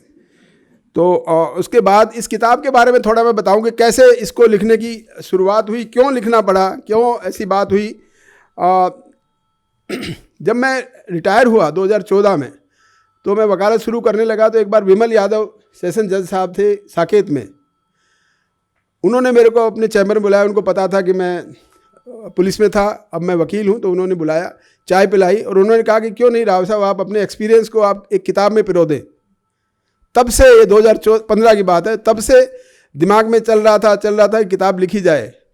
फिर मेरे फैमिली के बच्चों ने मुझे कहा, खासतौर से प्रवीण ने कहा उनकी मिसिज नेहा ने कहा कि आप अब तक तो कुछ याद है, कुछ सालों बाद आप भूल जाएंगे, डिमेंशिया की बीमारी भी हो सकती है, क्यों ना आप अपनी बातों को किसी में लिख दीजिए ताकि याद रहे लोगों के लिए। तो फिर वो प्रोत्साहन घर से मिला। और कई बार जब रात रात में हम काम करते थे, मिसिज कहती थी मेरे को तो नींद नहीं आ रही, आप इधर ऑफिस में बैठे हुए आप फ़ोन पे बतलाए जा रहे हो। मैंने कहा कोई बात नहीं। उनका भी एक वो है योगदान इस किताब में, और खुलकर जो बातें लिखी गई हैं वो अपने दिल से लिखी गई हैं। और किताब में एक चीज़ और ख़ास है जो कि मैं जब हाई स्कूल में पढ़ने जाता था, अपने टाउन में सरकारी हाई स्कूल था, उसमें जाते थे तो एक थाना रास्ते में पड़ता था, थाने में, और वहाँ पे एक लाल वर्दी वाला, लाल टोपी पहन के, राइफल लेके एक सिपाही खड़ा होता था। उसको देख के घिघी बन जाती थी, यार मैं इधर से कैसे जाऊँ, मतलब पुलिस को देखकर इतना डर लगता था। और उसके बाद हमने फिर इशारा किया और किस्मत देखिए कि पुलिस की ही नौकरी मिली। वो रास्ता छोड़ा मैंने, हाई स्कूल जाने के 2 रास्ते थे, एक थाने के आगे से, एक थाने के पीछे से, तो मैं आगे से रास्ता छोड़ दिया क्योंकि डर लगता था पुलिस वाले से देखकर। और उसके बाद फिर भाग्य की बात देखिए, ईश्वर ने पुलिस की ही नौकरी दी। ये बात भी मैंने किताब में लिखी हुई है। और ऐसी बहुत सी बातें हैं किताब में जो है लिखी हुई है, वो आप पढ़ेंगे तो आपको और ज़्यादा मेरे ख्याल से आनंद आएगा। राणा साहब ने पूरी किताब पढ़ी है, जो DIG साहब हैं, मेरे पड़ोसी हैं, योगा क्लास के मेरे साथी हैं। तो जब उन्होंने किताब ली, रफ काका जो उसका लिया, तो वो कह रहे थे मेरे को पढ़ने लगा हूँ तब तक, जब ख़त्म नहीं हुई किताब तब तक मेरे को रोका नहीं गया। इतना इंटरेस्टिंग, चैप्टर बाय चैप्टर वो पढ़ते रहे। वो गवाह बैठे हैं यहाँ पे जिन्होंने चतुर्वेदी साहब का सम्मान किया है। तो कोशिश ये की गई है कि किताब में सच्चाई को बयान किया जाए। और वैसे कोशिश भी यही रही है। उसके बाद इम्पोर्टेंट इश्यूज़ में जो किताब में लिखे गए हैं, मैं रमेश गुप्ता जी को कभी नहीं भूल सकता। जब तक ये मुझे तब जानते भी नहीं थे, और एक जुडिशियल ऑफिसर के सामने कोर्ट में मेरे खिलाफ कुछ उन्होंने कमेंट्स किया, तो ये कोर्ट में इत्तेफाक से थे। इन्होंने कहा कि नहीं ऐसा तो नहीं लगता, एल एन राव मैं जानता तो नहीं, लेकिन उसके बारे में पता लगाया है कि वो गलत काम नहीं कर सकता। तो इनकी एश्योरेंस पे वो जज साहब थे जो MM थे, मेट्रोपॉलिटन मजिस्ट्रेट थे पटियाला हाउस कोर्ट में। तो उन्होंने मेरे खिलाफ कार्रवाई करनी चाहिए, लेकिन जब इन्होंने बताया तो वो कार्रवाई नहीं की, और इनके कहने के मुताबिक मेरे से बुला के पूछा कि क्या वजह है। तो मैंने उनको एक्सप्लेन किया, तो he was satisfied with my explanation. तो इनका तो फिर वो है ही कि वकालत में फिर लाने में सबसे पहले रमेश गुप्ता जी का योगदान। सबसे पहले मैं 30 अप्रैल को रिटायर हुआ, 1 मई को मैंने पेपर सबमिट किया, 2 मई को इन्होंने मेरा रजिस्ट्रेशन करा दिया। तो मैं वकालत की जो शुरुआत है मेरी पारी, उसमें सबसे पहले योगदान जो है सबसे ज़्यादा रमेश गुप्ता जी को मैं दूंगा। इस किताब में एक और बड़ी चीज़ मैंने लिखी है कि किस प्रकार से सीनियर ऑफिसर्स का माइंड कैसे बदला जाता है। मैं जब प्रमोट होकर, out of turn promotion inspector की होकर, जब मैं स्पेशल सेल में गया, जिसको उस टाइम पे ऑपरेशन सेल कहते थे, तो वहाँ के इंचार्ज थे RP मेहता साहब जो बैठे आज। तो शुरू में DCP साहब थे, मेरे नाम लेना अभी उचित नहीं समझो, उनको तो पता, समझ भी जाएंगे। उन्होंने, मैं जब पहली वो मीटिंग लेते थे, हर मंडे को मीटिंग लेते थे इंस्पेक्टर सब इंस्पेक्टर की, तो मुझे देखकर उनका पता नहीं क्या दिमाग में आ गया था, गेट आउट, तुम तो ड्रग्स पकड़ने वाले आदमी हो, तो टेररिस्ट क्या पकड़ोगे तुम यहाँ पर। उससे पहले मेरा 2-3 साल का नारकोटिक्स ड्रग्स का मैक्सिमम सीजर रहा है, तो वो सब अखबारों में आता रहा और खूब काफ़ी ड्रग्स पकड़ी थी। तो DCP दीपचंद साहब, नाम ही आ गया, कोई बात नहीं, उन्होंने मेरे को भरी मीटिंग से बेइज्जत करके बाहर निकाल दिया। तो किस प्रकार से उनका माइंड चेंज हुआ ये मैं बताना चाह रहा हूँ। मेहता साहब, फिर मैं आ गया अपने, अब मैं मीटिंग में नहीं गया, फिर मैं अपने काम में लग गया। 2-3 महीने काम किया, फिर कोई इन्फॉर्मेशन देना लगे, साहब के थ्रू इन्फॉर्मेशन जाती थी। तो एक दिन उन्होंने ही मुझे बताया कि DCP साहब ने कहा, यार ये लड़का तो कुछ काम का आदमी है, टेररिज्म की इन्फॉर्मेशन भी अच्छी ला रही है इनके पास में। तो मैंने कहा जी मेरे पास इन्फॉर्मर्स का बड़ा अच्छा नेटवर्क है, उसकी वजह से सारा सब हो रहा है।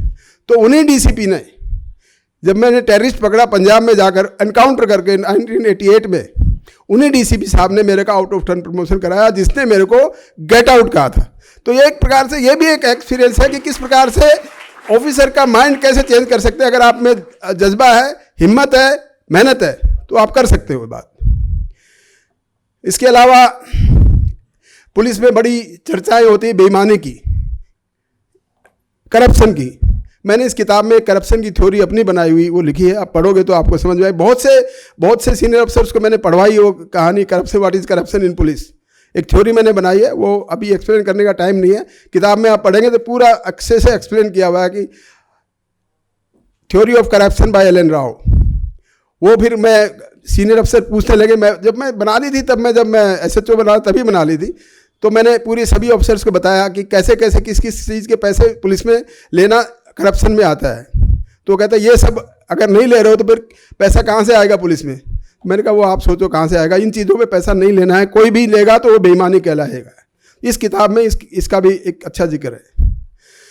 इसके अलावा कोशिश ये हुई है कि एक मेरा दिल्ली में आगमन कैसे हुआ, दिल्ली में कैसे पहुंचा, कैसे दिल्ली पुलिस की नौकरी में या एग्ज़ाम देने का दौर था 1975-76 में जब मैं MA कर रहा था, तब मैंने मैक्सिमम कम्पिटिटिव एग्ज़ाम्स दिए।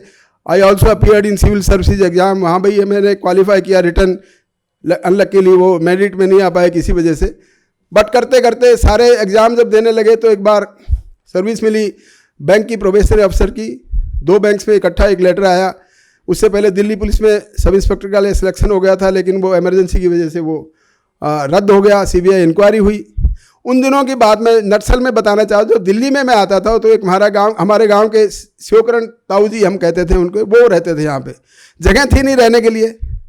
वो बिरला मिल में लेबर थे, उनको एक छोटा सा कमरा मिला हुआ था, छोटा सा कमरा भी कहूँ कि ये जो रो है इससे भी आधा 1/3 उसमें वो रहते थे। वहीं पर हम आकर रुकते थे और वहीं पर आकर हमने पढ़ाई मतलब एग्जामिनेशन देने के लिए जगह चाहिए ना दिल्ली में रहने के लिए, तो वो वाला हमने उसको भी मैंने बड़े खूबी इस किताब में लिखा है। उनके पुत्र जी हैं गुरदयाल जी, आए हुए हैं गांव से, तो वो श्री शिवकरण जी का भी इसमें बहुत बड़ा धन्यवाद किया है। मैक्सिमम मैं जो इस किताब में जो मेरा मकसद रहा है कि पुलिस को ये बताऊं, पुलिस ऑफिसर्स को बताऊं इन्फॉर्मर का रोल क्या है, सोर्स इन्फॉर्मेशन कितनी ज़रूरी है। जिसकी इन्फॉर्मेशन ज़्यादा है वही पुलिस ऑफिसर सक्सेसफुल है। तो इसमें इन्फॉर्मर्स की बहुत बड़ी महिमा और ये समझ लीजिए कि उसका इम्पोर्टेंस वो बताई गई है।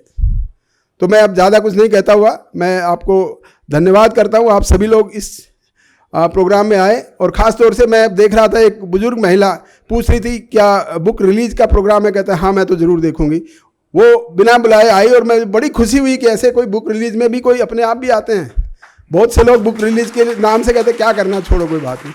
बट मैं ईमानदारी से कहता हूँ जिन जिन को मैंने कहा सभी लोग पर्सनली किसी को नहीं भी कहेगा, मैसेज पे देने के बाद वो भी आए हैं। मैं बहुत बहुत शुक्रिया अदा करता हूँ। मलूक सिंह साहब को खाली मैसेज दिया था, देखिए तुरंत उन्होंने आया।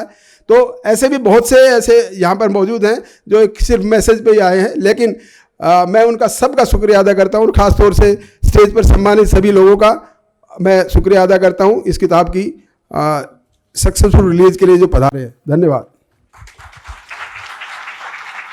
देखा जाए तो किताब का नाम तो होना चाहिए था दारोगा से वकील तक का सफ़र। और पवन अग्रवाल जी ने जो बताई थी बात कि प्रभात प्रकाशन की तरफ से कलाम साहब और अटल बिहारी वाजपेयी जी की रचनाएं, उन पर भी पुस्तकें निकली गई हैं। तो मुझे याद आता है जब पोखरण विस्फोट हुआ था तो उस वक्त वाजपेयी जी ने जाकर कलाम साहब से कहा कि भाई सुना है पोखरण की विस्फोट की तैयारियां हो गई हैं। तो उन्होंने बोला सर प्लीज़ इसको बिल्कुल सीक्रेट रखना है, इसको बिल्कुल लीक नहीं करना है, ये बात बाहर नहीं निकलनी चाहिए। कहता चिंता मत करो, बाहर नहीं निकलेगी, हम दोनों कवारे हैं। और अब इसके बाद मैं आमंत्रित करूंगा डॉक्टर A.K. मोंगिया जी, फॉर्मर सीनियर सर्जन, और उनके विशेषता उन्होंने बताई। बड़ी अच्छी बात है कि आज यहाँ पर अपने अतीत से जुड़े सभी लोगों को जिन्होंने भी उनकी सफलता में योगदान दिया है उन सबको यहाँ पर आमंत्रित किया गया है। और जहाँ तक डॉक्टर की बात होती है, मैं इतना ही कहता हूँ, इंसान अगर सॉरी बोल दे तो झगड़ा खत्म हो जाता है, डॉक्टर सॉरी बोल दे तो इंसान खत्म हो जाता है।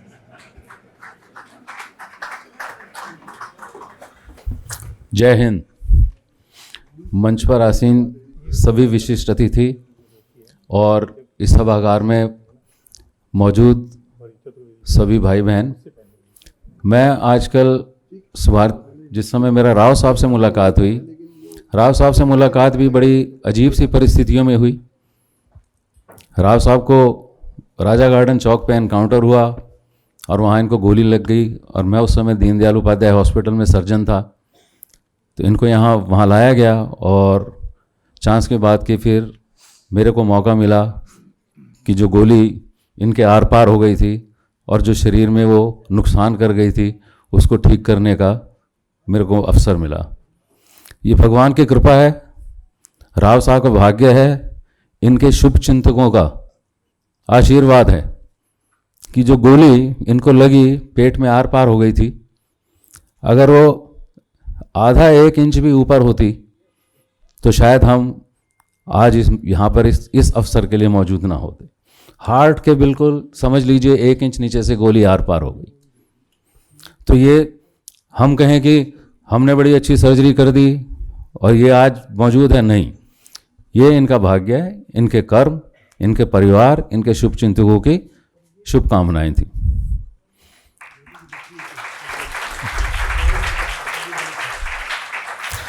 पुलिस का और डॉक्टरों का साथ और ड्यूटीज करीब करीब एक जैसी होती हैं। दोनों डिपार्टमेंट 24/7 ड्यूटी पर हैं। घर बार का कुछ अता पता नहीं, एक बार काम पे लग गए तो कब पहुंचेंगे।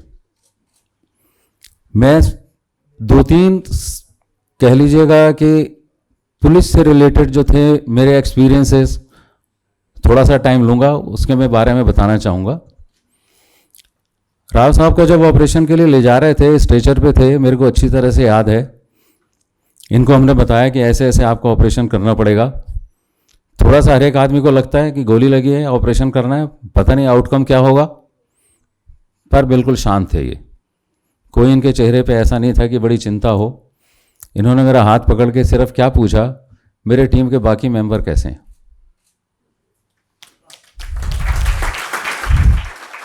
ये एक क्राइसिस के समय में, इमरजेंसी के समय में एक आदमी क्या सोच रहा है, ये उसका असली कैरेक्टर दर्शाता है। तो ये हैं हमारे राव साहब, तब से हमारी मित्रता चली आ रही है। ऑपरेशन खत्म होने के बाद बाहर जैसे मैं आया, उस समय दीपक मिश्रा जी डीसीपी थे, और उनके बारे में कहना तो क्या, सूरज को दीपक दिखाने जैसी बात है। इन्होंने सिर्फ एक बात बोली, मेरे को बच्चा मेरा ठीक चाहिए, चाहे मेरे को आकाश से चांद तारे तोड़ के लाने पड़े, मैं लाऊंगा। तो ये जज्बा था, ये टीम वर्क था, जिसकी वजह से दिल्ली पुलिस का इतना नाम, और जो भी हमारे सामने आज हो रहा है वो देख रहे हैं हम।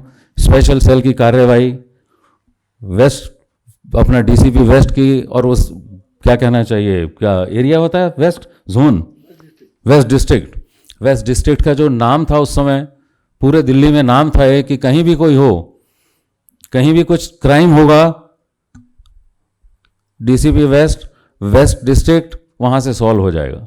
और मुझे जहां तक ध्यान है, अगर मैं गलत नहीं हूं, तो एक बार शायद नेपाल टीम गई थी पुलिस की, जिसको वहां पकड़ लिया गया था, और दीपक मिश्रा जी ने रेस्पॉन्सिबिलिटी ली पूरी कि टीम मैंने भेजी है, मेरी जिम्मेवारी है, जो एक्शन लेना है मेरे अगेंस्ट लीजिएगा। और उस तरह से इनके टीम के मेंबर वहां से छुट के आए, जहां तक मुझे ध्यान है।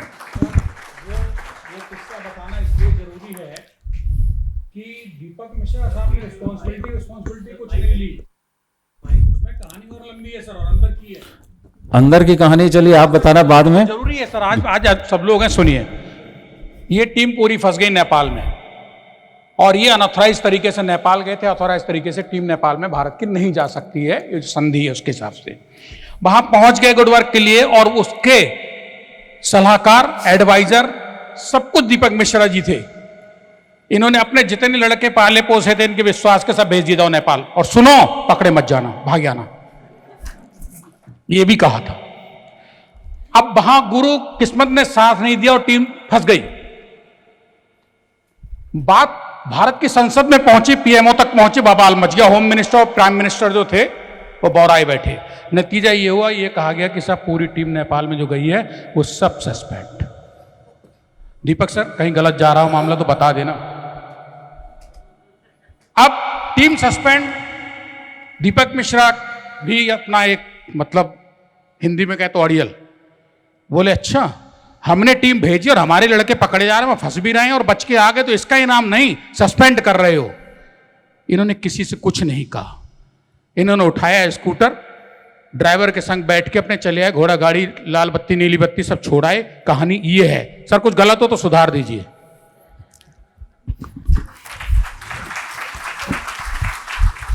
चलिए, जितना हमें पता था हमने बताया, अंदर की बात संजीव जी ने बताई। धन्यवाद। एक सिर्फ जो है, मैं एक छोटी सी बात कहूंगा कि आज की तारीख में हम रोज देखते हैं, अखबारों में पढ़ते हैं, अंदर की बातें हमें नहीं पता चल पाती। Serial blast, train blast Bombay का हुआ, 12 लोग सजा दी गई, 5 को फांसी, 7 को उम्र कैद। हाई कोर्ट में सब बरी हो गए।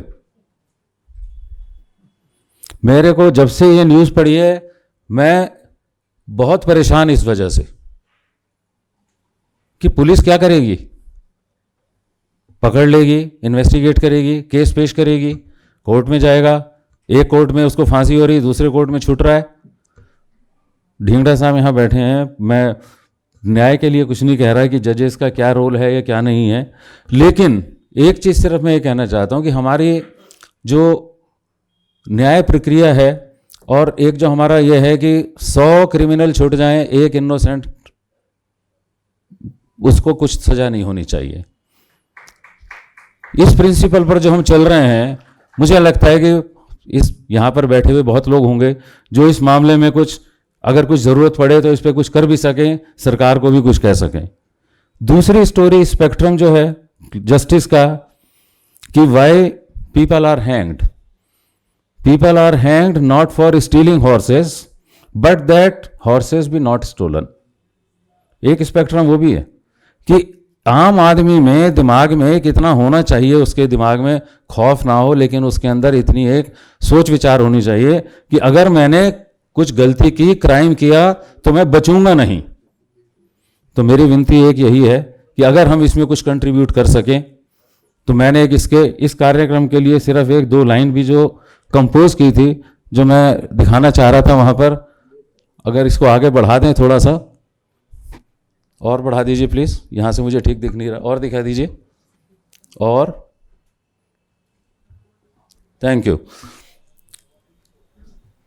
ये तो था मेरा कि एक टाइप ऑफ जस्टिस जो मैंने बोला। इसके next, no culprit, no crime should go unsolved and no criminal should go unpunished. एक अपना मैंने कॉइन किया है ये, कि कोई क्रिमिनल जो है बच के नहीं जाना चाहिए, हम छोड़ दें उसको, आज़ाद फिर घूम रहा है। किस वजह से छूटा? न्याय की अपनी प्रक्रिया है, जजेस की अपनी मजबूरी है, उन्होंने किताब के हिसाब से चलना है, जो उनके सामने पेश किए गए सबूत उसके हिसाब से चलना है। लेकिन क्रिमिनल तो छूट गया, उसके लिए हमको एक सोचना है कि हम क्या करें कि कोई आदमी, क्रिमिनल जो है वो बचना नहीं चाहिए। राव साहब से मेरी एक गुजारिश है पर्सनल, जितनी ईमानदारी से उन्होंने पुलिस में काम किया है, उतनी ईमानदारी से वकालत में भी करें। धन्यवाद। धन्यवाद सर। और अब इसके बाद हम जस्टिस सुनील यादव जी से निवेदन करेंगे कि वो आएं और आपको संबोधित करें। Member ITAT, income tax appellate tribunal.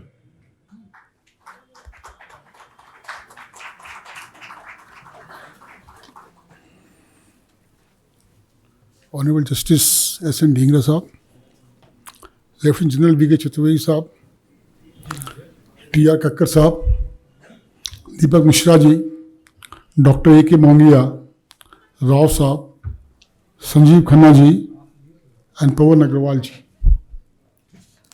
देवियों सज्जनों, मैं अपने को कृतज्ञ फील कर रहा हूँ कि आज मुझे राव साहब की आत्मकथा की विमोचन पर बोलने का मौका मिला। राव साहब को हम लोग सब जानते हैं, जब मैं वकालत शुरू किया था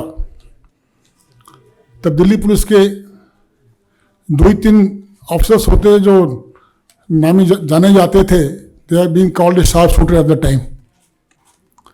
तो जब कभी नाम आता था, एक इनके साथी के राजवीर सिंह और थे, एक राव साहब थे, तो इन्हीं बड़े बड़े किस्से हमको सुनने में मिलते थे।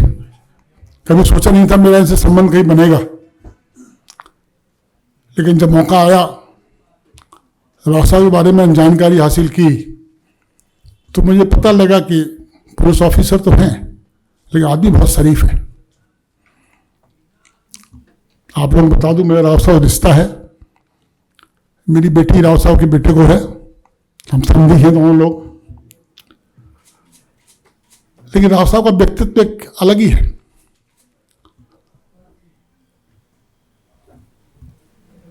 राव साहब ने मुझे मौका दिया अपनी जीवनी पढ़ने का। हम कभी लोग कभी साथ साथ जाते थे, मैं तो राव साहब किस्सा सुनाई अपनी लाइफ का, जो आपने इतने काम किए हैं, हमने तो कोई सुना नहीं, तो हमको सुनाया करते थे, हमारा सफ़र कर जाया करता था। हम कहते यार साहब एक किताब लिखते क्यों नहीं हो, आपके इतने एक्सपीरियंसेस हैं, आप कितनी कहानियाँ हमको किसी सुनाते हो, इनको एक कलम बंद कर दीजिए, इनको लिख दीजिए, किताब में लिख नहीं सुनते थे हमारी बात ये।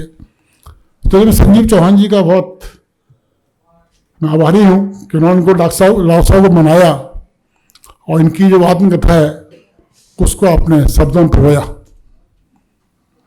मैंने जब इनकी आत्मकथा पढ़ने को मौका मिला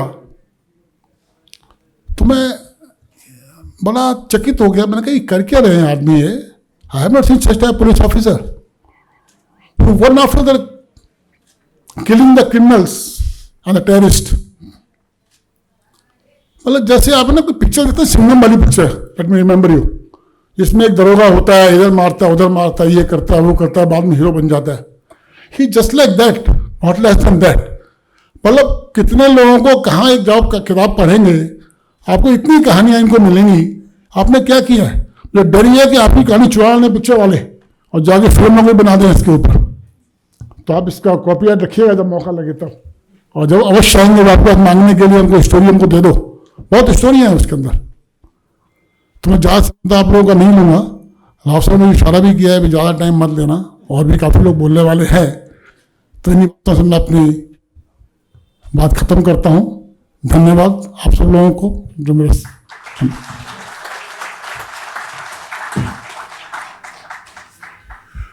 और अब मैं उन्हें बुलाना चाहूँगा। लक्ष्मी नारायण राव जी के कामयाबी में बहुत बड़ा योगदान है, जिनका इनके 2 शेर हुआ करते थे, एक राजवीर सिंह और लक्ष्मी नारायण राव। दीपक भाई खुद बहुत अच्छे कलाकार भी हैं, म्यूजिशियन भी हैं, माउथ ऑर्गन बहुत अच्छा बजाते हैं, और जब भी कोई कामयाबी मिलती थी इनकी टीम को तो सेलिब्रेट किया जाता था और उसमें पार्टी होती थी, दीपक भाई खुद शामिल होकर उसमें पूरा योगदान देते थे। स्पॉन्टेनियस ह्यूमर में दीपक भाई का मुकाबला नहीं है। मुझे याद है तिलक नगर थाने का नया नया निर्माण हुआ था और दीपक भाई उन दिनों DCP वेस्ट कहलाते थे, विस्की 1, और जब ये उस थाने का मुआयना करने गए तो हम भी साथ में बाद में मिलना था, तो वहाँ पे जो SHO थे उनके कमरे में बहुत सारी फाइलों की ढेर लगे हुए थे। तो दीपक भाई पहुँचे तो उसने अपनी सीट खाली कर दी। दीपक भाई बैठे, कहते यार तुमने ये, क्योंकि मैं नाम नहीं लूँगा उस SHO का, बोले क्या तुमने इतनी भीड़ लगा रखी, सारी फाइलें वगैरह पड़ी हुई हैं, अपना कमरा थोड़ा बना ठना के रखो, पता चले कि SHO के कमरे में आया है।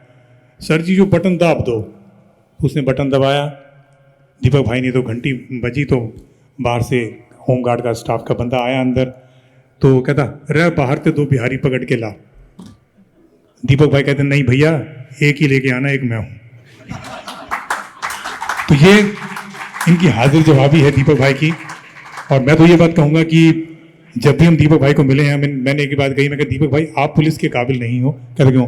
मैं कहा हमेशा हंसते रहते हो, मैंने आपको बहुत कम यूनिफॉर्म में देखा है। कहते जो लोग मुझे जानते हैं, मैं यूनिफॉर्म ना भी पहनूं उनको मालूम है कि ये पुलिस ऑफिसर है। कहते बाकी जो होते हैं कातिल जिनको हम पकड़ते हैं वो समझते हैं अपना ही खास बंदा होगा। तो आइए मैं निवेदन करूंगा हमारे भाई दीपक मिश्रा जी से कि वो आएँ और आपसे संबोधित करें। जोरदार तालियां दीपक भाई के लिए।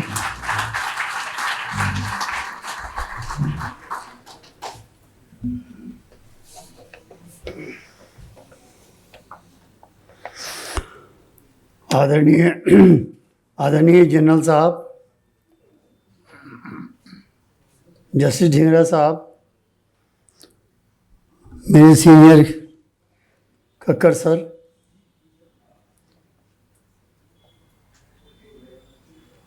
राव साहब का भी नाम लेना चाहिए मुझे इस फॉर्मल मंच के आने के बाद।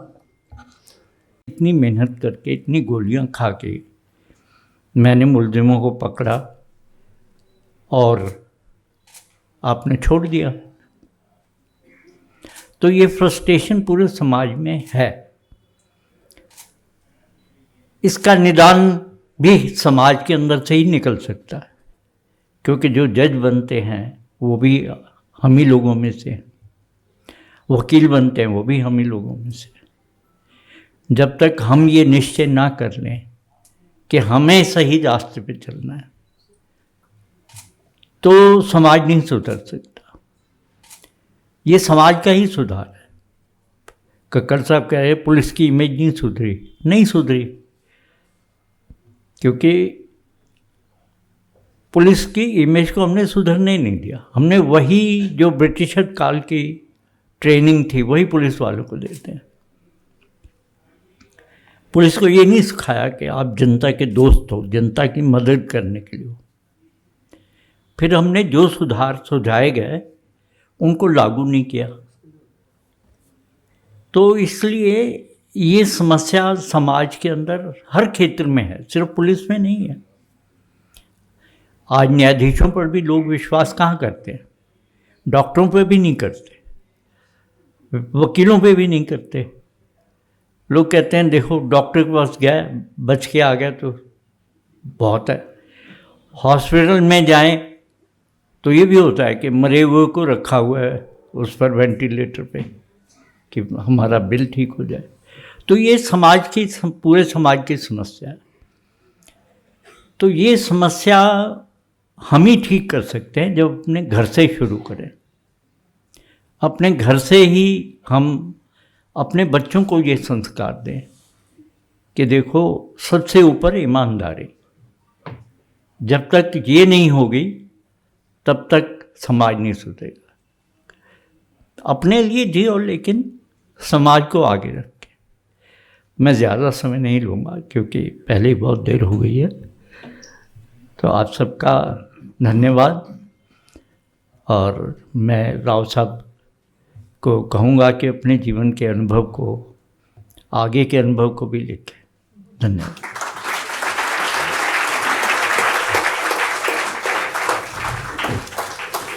और अब इसके बाद मैं चाहूँगा कि विधिवत इस पुस्तक का विमोचन किया जाए, लोकार्पण किया जाए। तो मैं सभी महानुभावों से निवेदन करूँगा कि आप इस पुस्तक का विमोचन करें। Lieutenant general VK. Chaturvedi sir, S N. Dhingra sir, Kakkar साहब, मिश्रा साहब, सुनील यादव जी, ए.के. मोंगिया जी, संजीव चौहान जी और Pawan Agarwal ji, and none other than Lakshmi Narayan Rao.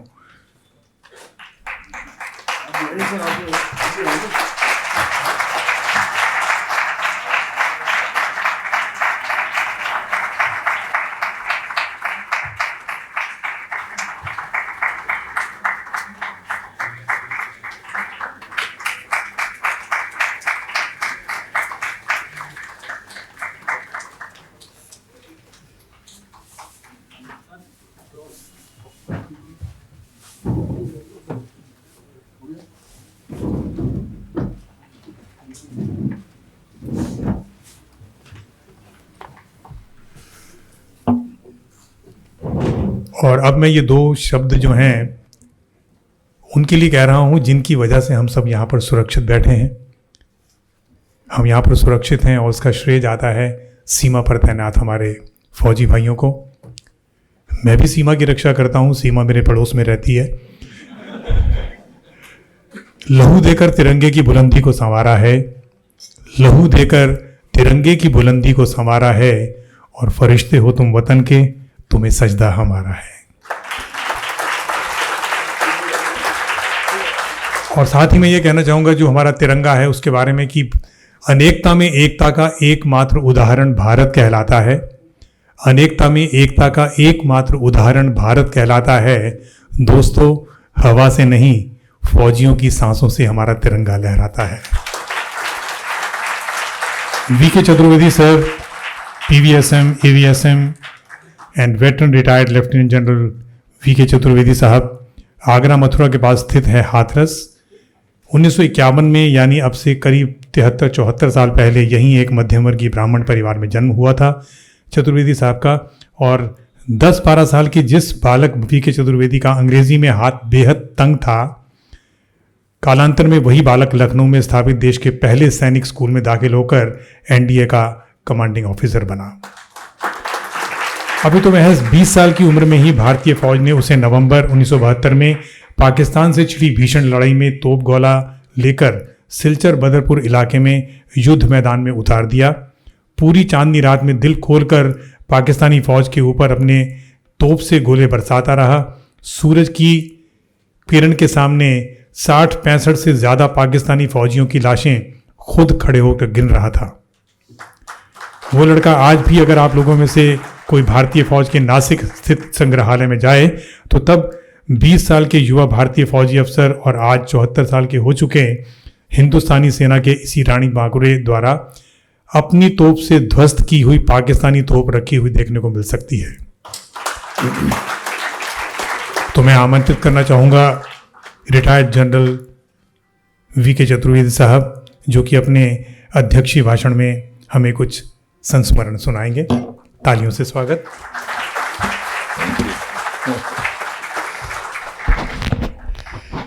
Thank you I P Singh जी।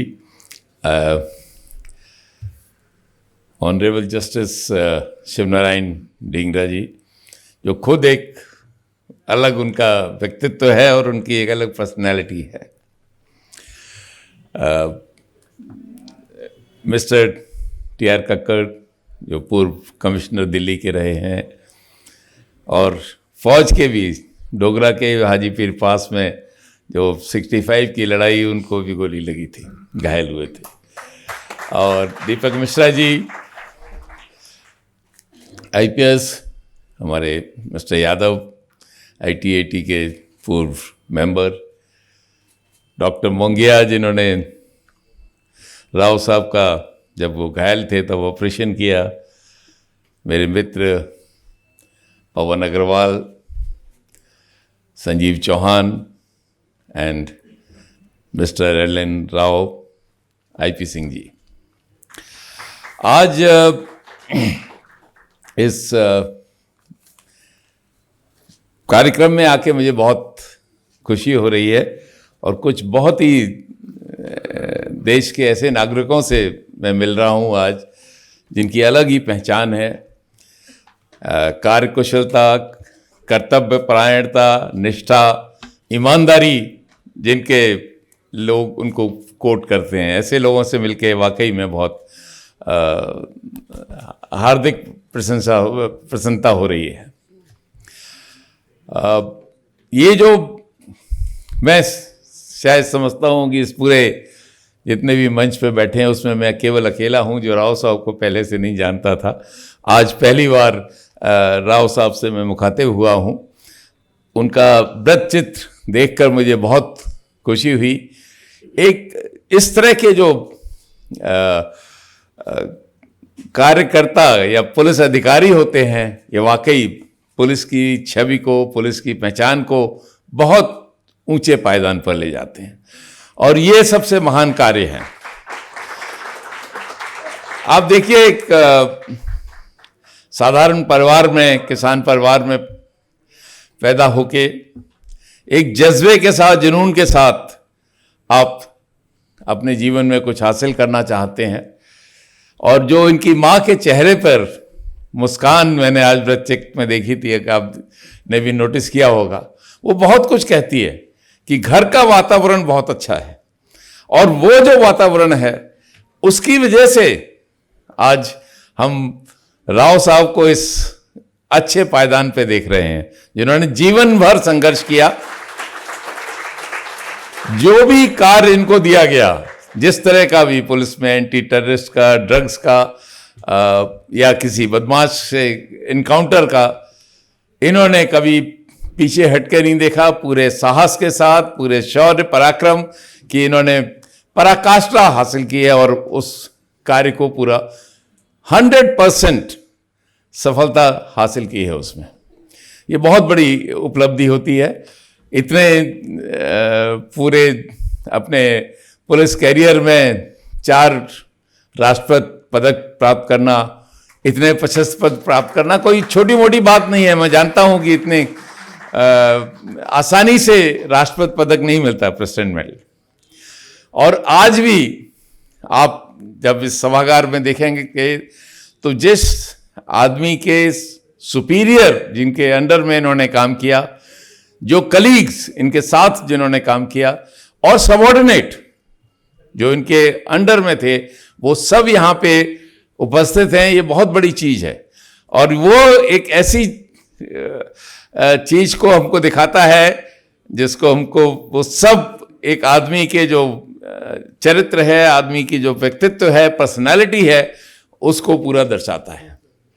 क्योंकि हर जगह जहाँ भी गए तो उन्होंने एक अच्छा वातावरण क्रिएट किया होगा, लोगों से मिले होंगे, लोगों की समस्याओं को सुधारा होगा, उनकी समस्याएं सुनी होंगी और समाधान किया होगा।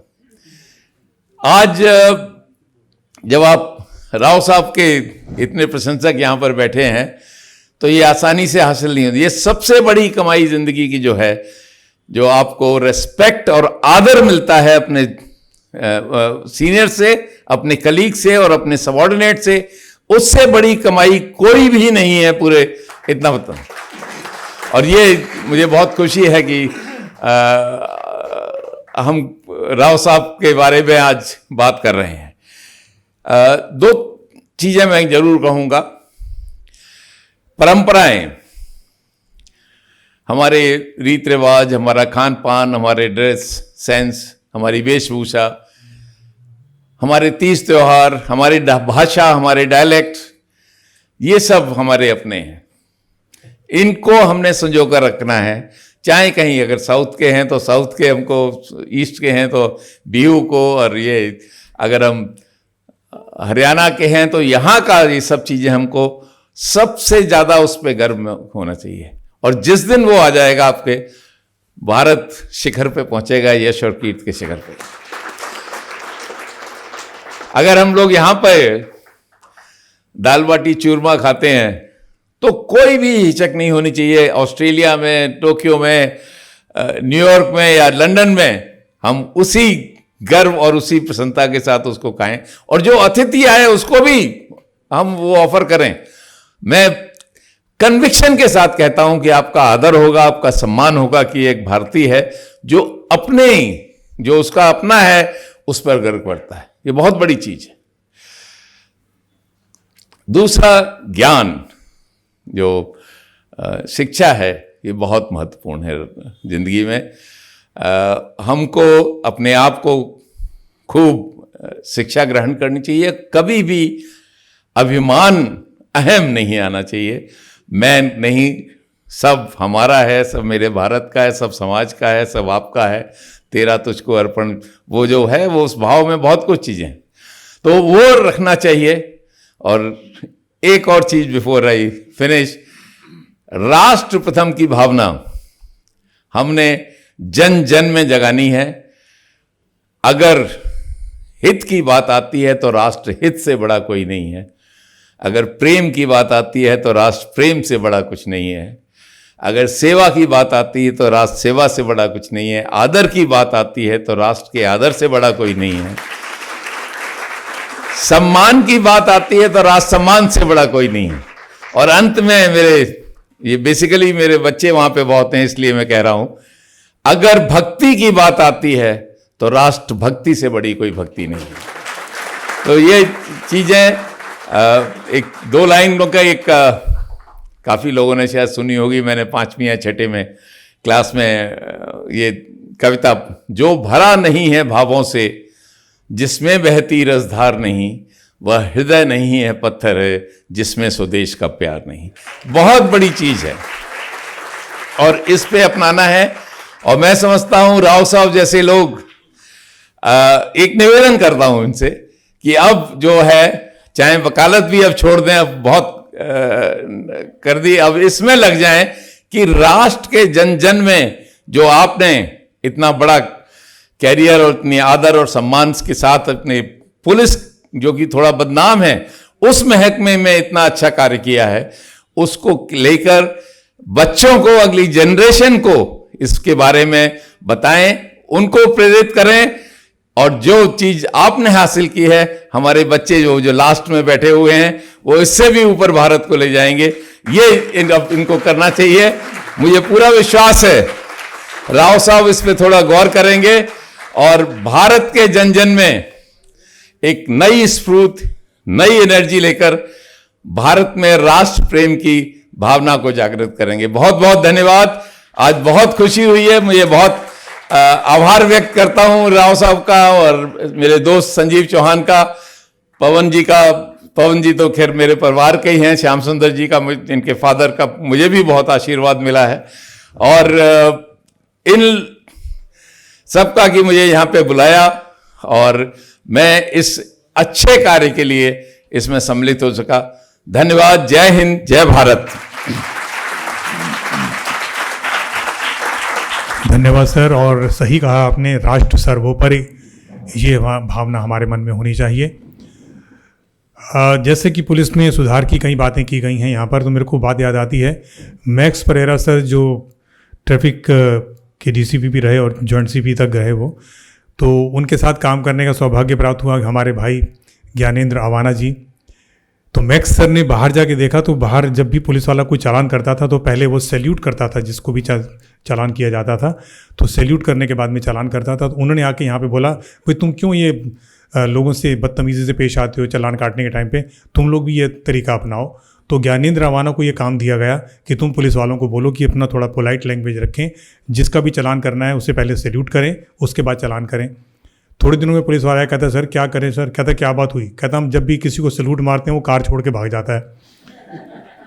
फिर उन्होंने बोला कि चलो ठीक है, तुम आप कह के बात किया करो। तो सब पुलिस वाले सब हरियाणा गए थे, कहता कि हम तो सर जी तू बोल रहे हैं। कहता बात सुनो, कहता हाँ, भगवान को तुम क्या कहते हो, भगवान तू मेरे को ये दे दे। कहता हाँ जी। अपने बाप को क्या कहते, बापू तू आ जा।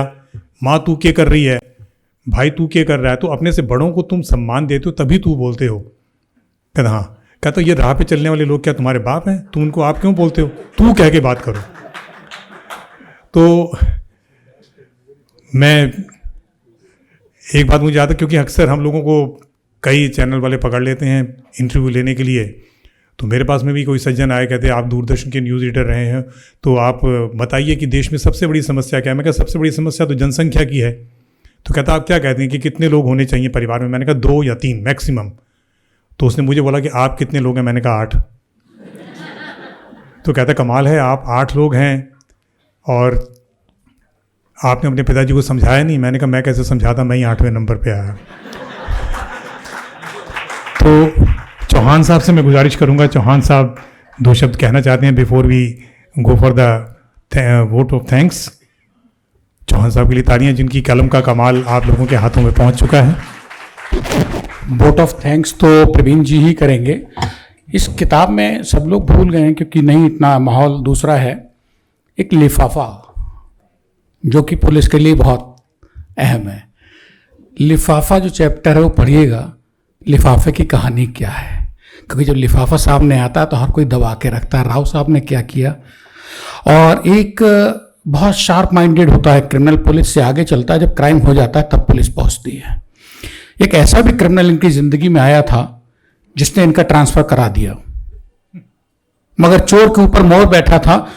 इनका ट्रांसफर भी हुआ और इनको रिलीव भी नहीं किया, क्योंकि इनके डीसीपी इस बात पे आ गए थे कि चलो कमिश्नर साहब आप अपने जो क्रिमिनल का कह रहे हो उसको भी खुश रख लो, लेकिन राव को ट्रांसफर मत करो। वो किस्सा बहुत ही, कुछ किस्से ऐसे हैं जो आप नहीं समझेंगे। दूसरे, 1 मिनट में फ्री ये कर रहा हूं कि यहाँ पे 2 ऐसी विभूतियां बैठी हुई हैं जिनका अगर हम नाम नहीं लेंगे तो अपराध होगा। एयर वाइस मार्शल रिटायर्ड भारतीय वायुसेना के अनिल तिवारी साहब हमारे साथ हैं, जिस केदार घाटी में हर 2-4 महीने में एक हेलीकॉप्टर क्रैश हो जाता है। उस केदार घाटी में तितली की तरह हेलीकॉप्टर और प्लेन फाइटर जेट उड़ाने का अनुभव है। हम लोग सम्मान करेंगे स्पेशली दूसरे सीआरपीएफ के रिटायर्ड आईजी जिन्होंने 10,000 जवानों को लीड किया है। शर्मा जी हमारे सामने हैं बैठे हुए। एक बार मैं चाहूंगा आप सर थोड़ा बताएं कि हम हैं। इन्होंने इनकी बटालियन ने 10,000 फोर्स जिसके पास हो, एक आदमी लीड कर रहा हो, कितने नक्सली मारे होंगे इन्हें गिनती याद नहीं होगी जीवन में। बस मैं दोबारा इसलिए आया था।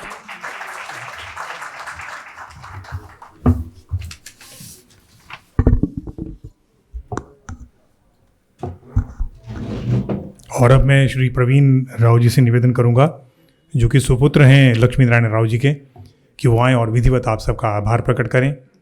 प्रवीण राव, तालियों से स्वागत कीजिएगा।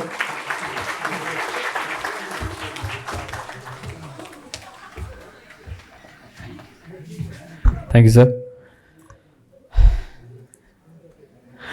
Respected sirs, our presiding senior Lieutenant General V.K. Chaturvedi ji, Chief Justice Dhingra ji, Mr. T.R. Kakkar ji, Deepak Mishra ji, Mr. Sunil Kumar Yadav ji, and Dr. Mongia. Thank you very much, everyone. Distinguished guests and on the dais and dear friends and well-wishers, good evening. It's with immense pride and heartfelt gratitude that I stand here today, not just as a son, but as a witness to the incredible journey of my father, Shri L.N. Rao, Lakshmi Narayan Rao ji. On behalf of our entire family, I want to thank everybody here, our friends, our family, the India International Center staff, everybody who's helped us put this thing together, Ray Legal staff, all the associates, everybody who's been very kind for the entire journey of putting this show together. Your support and encouragement means a lot to us. So thank you very much for that. To Pawan Agarwal ji and Sanjeev Chauhan ji, sir, आपकी तारीफ के लिए दो वक्त कि आपके बिना शायद ये किताब नहीं बनती. So everybody is already appreciated. It was pending for a very long time. आपका perseverance था जो ये actually जो thoughts थी इसको किताब का रूप दिया गया है. So thank you very much sir, and thank you very much Pawan Agarwal ji for believing in this book and this hope. To all our guests, our friends, our colleagues from media, we want to thank you for taking out your time to be here with us today. It really makes our experience really special. And I do apologize in case I do forget to thank anybody. So it's a blanket thank you for everyone, because I do use this as an excuse with my wife all the time. I have a short-term memory loss problem. So in case I've forgotten something or somebody, so please do apologize. I did ask ChatGPT as to what should be my, thank you speech. So it says, finally to my papa, thank you for showing me all of us the strength looks like when it's grounded in humility, what leadership means when it's built on values. ये मैंने कहा ये एक mic देंगे एक second. तो मैंने कहा ये आइडिया तो अच्छा है ChatGPT वाला, लेकिन जेन्युइन नहीं लगेगा. तो आई थिंक जेन्युइन के लिए मैं इनके पोते को लेके आया हूँ यहाँ पे थोड़ा थैंक यू बोलने के लिए. सो Dadu, we are very proud of you. Jai Hind. तो एक लास्ट एक सजेशन दिया गया था. हमारे एक बहुत अच्छे मित्र हैं आशीष जी ने कहा था कि before ending the evening if we can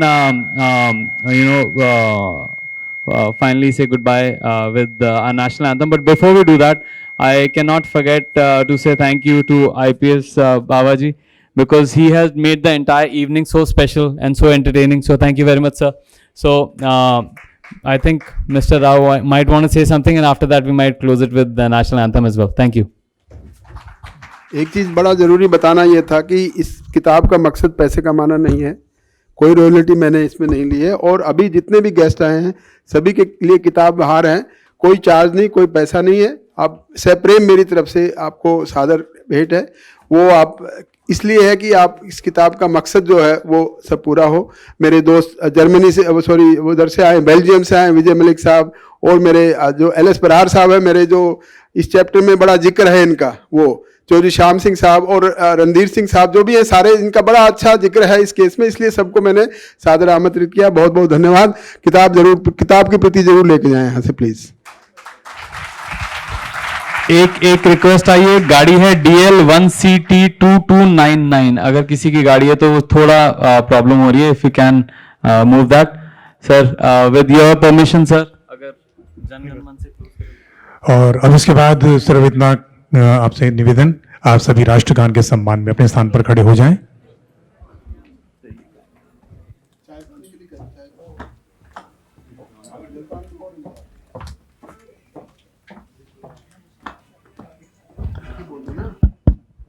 check.